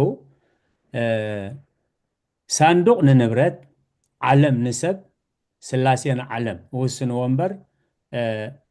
ንብረት ንሳንዱቅ ክውስኖ ይክእል ምክንያቱ ኣብቲ ውሽጢ ሳንዱቅ ስለ ዘሎ ማለት እዩ ኣብ ቁፅሪ 8-9 እንታይ እዩ ኣቐሚጡ ዘሎ ከምኡውን ከም ዝበለ እቲ ሰብ ኣቦ እንተኮይኑ እዚ ኣቦ እዚ ካብ ወዱ ከም ዝቅድም ነገሩ ፍሉጥ እዩ ኣቦ ምባሉ ባዕሉ እውን ቅድሚ ወዱ ከም ዝነበረ ይረድእ ሕጂ ሰባት ነቲ ልደት ናይ ክርስቶስ ከም ምስ ናይ ልደት ሰባት ገይሮም ስለ ዘናፃፅርዎ ኣብ ብዙሕ ነገር ይኣትዉ ስለ ዝነበሩ እዩ ማለት እዩ ስለዚ ኣብ ቁፅሪ 9 ንሕና ገና ኣብ ባህርየ መለኮት ምቅድዳም ኣሎ ኢልና ነዚ ክንዛረብ ኣይግባአን እዩ ምስ ኣብ ብኩሉ ዘመኑ ቀድመና ከም ዝነበረ ብወልዲ ዋህድ ንኣምን ዳኣንበረ ኢሉ ስለዚ በቲ ንሳቶም በቲ እግዚኣብሔር ዝገለፀሎም ኣብ ቁፅሪ 12 ናብ ምሳሌ ይኣቱ ነቲ ዝብሎ ነገር ብተጨባጥ ነገር ከረድእ ከሎ ግና ናብቲ ኣቐዲምና ዝጀመርናዮ ነገረ ስጋዩ ናብ ምዝራብ ንመለስ ኢሉ ሎሚ ዝተወልደልና ቃል እግዚኣብሔር ብስጋ ናይ ምግላፁ ነገር ንዛረብ እዚ ሕጂ ተወሊዱ ብስጋ ንብሎ ዝነድናስ ብባህርየ መለኮት ዘለኣለማዊ እዩ ንዑ ከገለፅ ከሎ ኣብ ቁፅሪ 17 እንታይ እዩ ዝብል ኣብ ቁፅሪ 17 ንስኻ እውን ነቲ ካብ ልብኻ ዝተዘረብካዮ ቃልካ ክትፅሕፎ ደሊኻ ብመልክዕ ፅሕፈት እንተፀሓፍካዮ ኢሉ ሕጂ እቲ ጥንቲ ናይቲ ቃል ካብቲ ኣብ ሰሌዳ ትፅሕፎ ዘለኻ ወይ ኣብ ሰሌዳ ትቆርፆ ዘለኻ ዘይኮነስ እቲ ቃል ካብቲ ጥንቲ ህላዊ ቃል ህልው እዩ ስለዚ ኣጠቃልላ ቢሉ እንታይ እዩ ብዛዕባ ኢየሱስ ክርስቶስ ካብ ተስቢኢቱ ክሳብ ዕርገቱ ክሳብ ዳግም ምፅኣቱ ዘሎ ኣቦታት ቤተክርስትያን ኣብ 4 ከፊሎሞ ንባህርየ መለኮቱ ዝምልከት ንባህርየ ተስብእቱ ንተሰጋውነቱ ዝምልከት ንድሕነትና ዝምልከት ንትምህርትና ከዓ ዝምልከት ስለዚ ነዚአን 4 እዚአን ተነፂረና ብዛዕባ ኢየሱስ ክርስቶስ ኣብ መፅሓፍ ቅዱስ ኮነ ኣብ ሃይማኖት ኣበው ከነንብል ከለና ኣይክዳናገረናን እዩ ማለት እዩ ንኣብነት እግዚኣብሔር ወልድ ኣቦ ካባይ ይዓቢ ክብል ከሎ ኣቦ ካባይ ይዓቢ ክብል ከሎ ንተሰጋውነቱ እዩ ማለት እዩ ብምልኣት ዘመን ስለ ዝኾነ ኣነን ኣቦን ሓደ ኢና ክብል ከሎ ከዓ ንባህርየ መለኮት ባዕሉ ጎይታ ኢየሱስ ክርስቶስ እዩ ኣቦይ ካባይ ይዓቢ ዝበለ ባዕሉ ኢየሱስ ክርስቶስ እዩ ኣነን ኣቦን ሓደ ኢና ዝበለ ከዓ ስለዚ በበይነን ተሪእኻያን ናብ ክልተ ጥፍኣት እዩን ዝወስዳ ማለት እዩ እቲ ንድሕነትና ዝምልከት ከዓኒ በቲ ሓደ ወዱ ዝኣመነ መንያ ጠቂሳታ ነይራ ካብ ዘንሕዋትና ኣብ ወንጌል ዮሃንስ ምዕራፍ 3 ቁፅሪ 16 በቲ ሓደ ወዱ ዝኣመነ ናይ ዘለኣለም ሂወት ክረክብ እምበር ሓደ እኳ ከይጠፍእሲ ነቲ ሓደ ወዱ በጃ ብምሃብ ክሳብ ክንዲ ዝንዓለም ኣፍቀራ ዝብል እዚ ከዓ ንድሕነትና ዝምልከት ተበጃውነቱ ንድሕነትና ዝምልከት ንትምህርትና ዝምልከት ከዓ ትሕትንኡ ኣብ ትሕቲ ደቀ መዛሙርቱ ደኒኑ የእጋር ደቀ መዛሙርቱ ንምሕፃብ እዚ ከዓ ንትምህርትና ዝምልከት እዩ ምስቲ ዘለና ግዜ ቁሩብ ግዜ ወሲደ ስለዝተዋህበኒ ግዜ ብልቢ የመስግን ስለ ቃላቱ እግዚአብሔር ዝተመስገነ ይሁን አሜን ቃልዎ ተስማዕልና ቤመርጌታ እሺ ካብዚ ብምቕፃል ኣቦና ቤመልኣከ ሰላም ናባኹም እዩ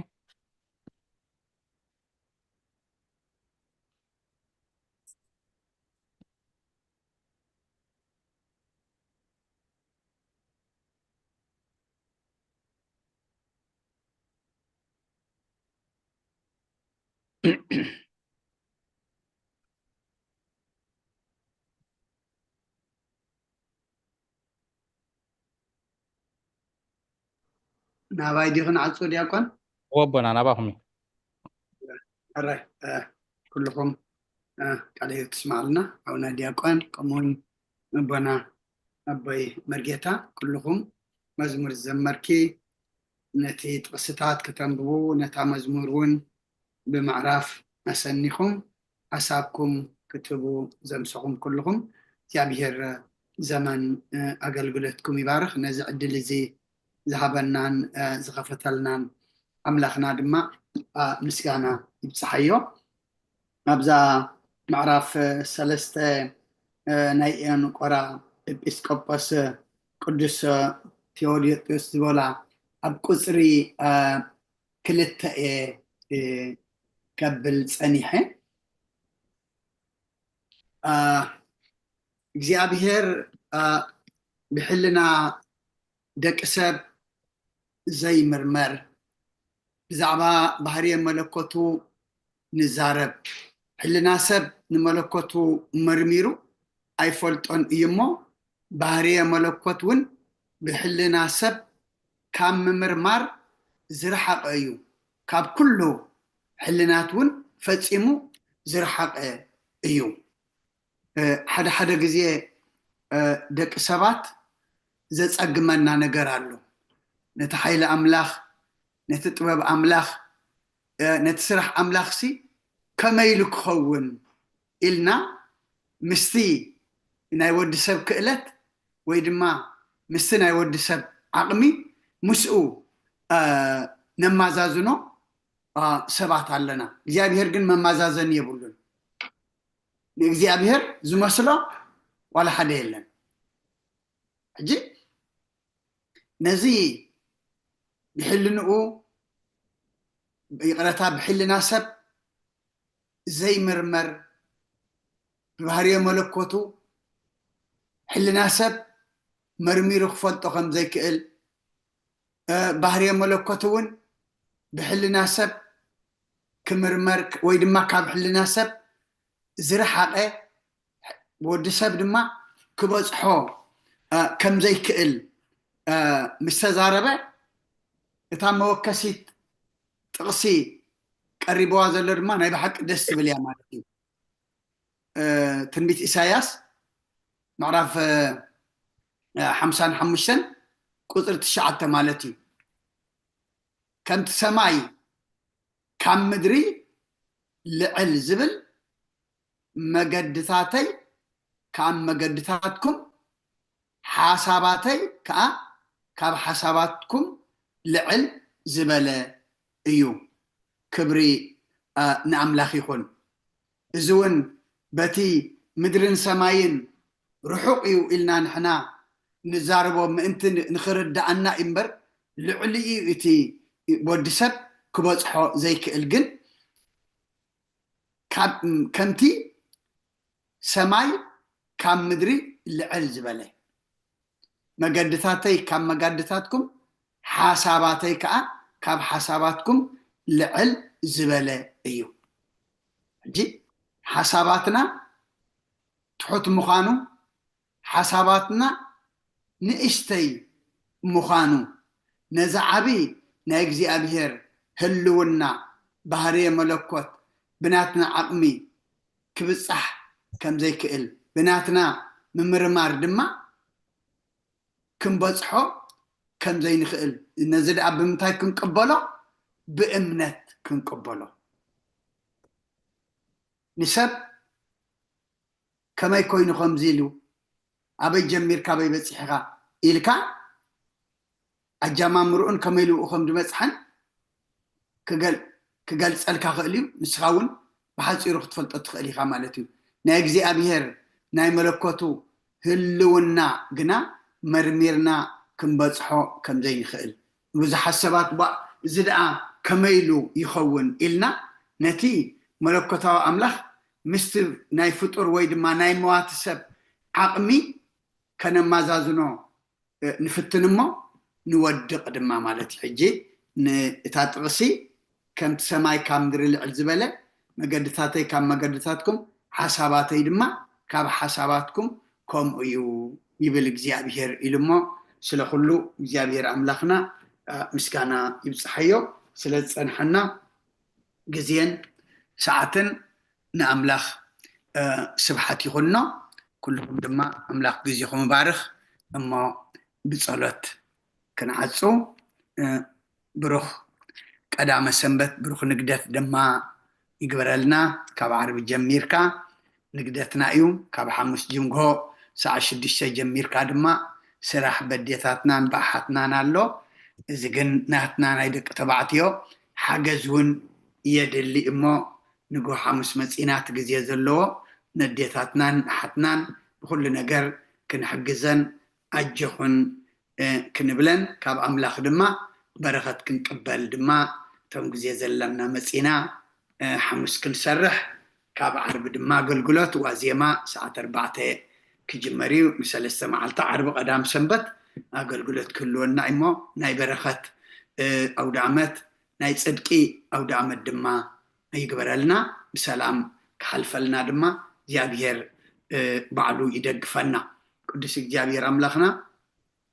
ስለ ኩሉ ተመስገን እዛ መዓልቲ እዚኣን እዛ ሰዓት እዚኣን ሂብካና ኣብዚ ጉባኤ እዚ ድማ ክንሳተፍ ሓይሊ ሂብካና እሞ ክብርን ምስጋናን ንዓኻ ይኹን ኩሉ ተማሃርናዮ ድማ አምላኽና ኣብ እምነትና ንጸንዓሉ ካብ ጥርጥር እንርሕቐሉ ናብ ስነ ምግባር እንበቃዓሉ ፍረ ሃይማኖት እንፈርየሉ ብመንፈስ ዓቢና ናብ ሰማይ እንጥምተሉ ዝተኣዘዝናዮ ድማ እንፍጽመሉ ግበረልና እቲ ንመሃሮ ኣብ ህይወትና ለውጢ ኣብ መንፈሳውነትና ድማ አምላኽና ዕብየት ከነሪአሉ እስኻ ግዘና ምፍላጥ ጥራሕ ጽድቂ ኮነን ነቲ ትፈልጦ ምግባር እሞ እግዚአብሔር አምላኽና ገርና ክንጸድቕ ድማ እስኻ ርዳእና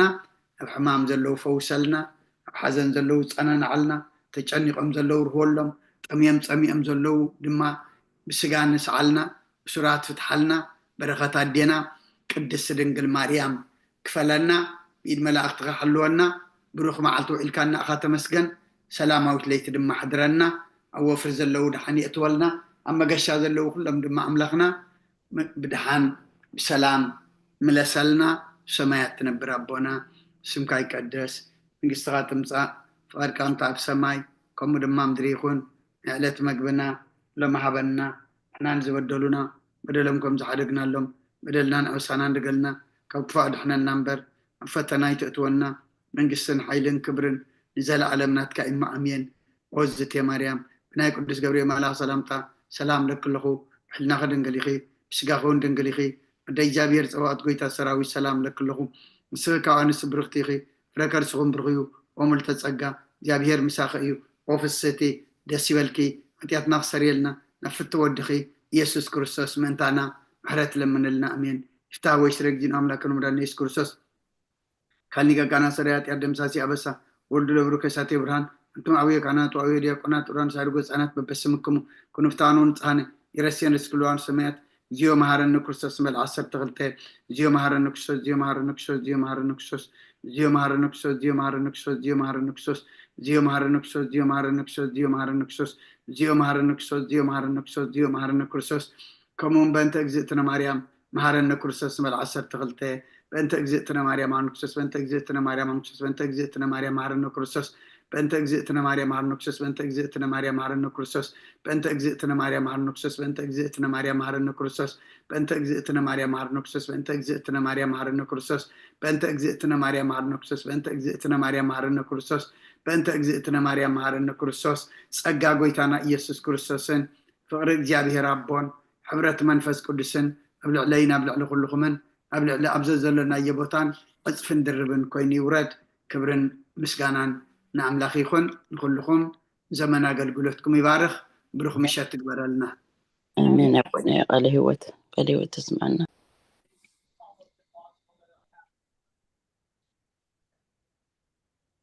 ጀሚሩ ዘፈጸመና ልዑለ ባህሪ እግዚአብሔር አምላኽና ክብርን ምስጋናን ንዑ ይኹኖ ብሩኽ ለይቲ ይግበረልና ድሓን ሕደሩ አሜን ድሓን ቀኒዩ ድሓን ሕደሩ አንቀኒው ዘመን ቀዳም አገልግሎት ይራክበና አሜን ቴንክ ዩ አቦታት ዲያቆን ኩልኩም ጽቡቅ ተማሂርና ድሓን ሕደሩ ወለይቲ ድሓን ደብሪ ቀኒልና ዘመን አገልግሎት ይባረክልኩም አቦታት ሓውና ዲያቆን ቃል ሕይወት ይስመዐልና አገልግሎትኩም ይባረክ ህይወት የስማዓልና ብሩክ ለይቲ አገልግሎትኩም ይባርክ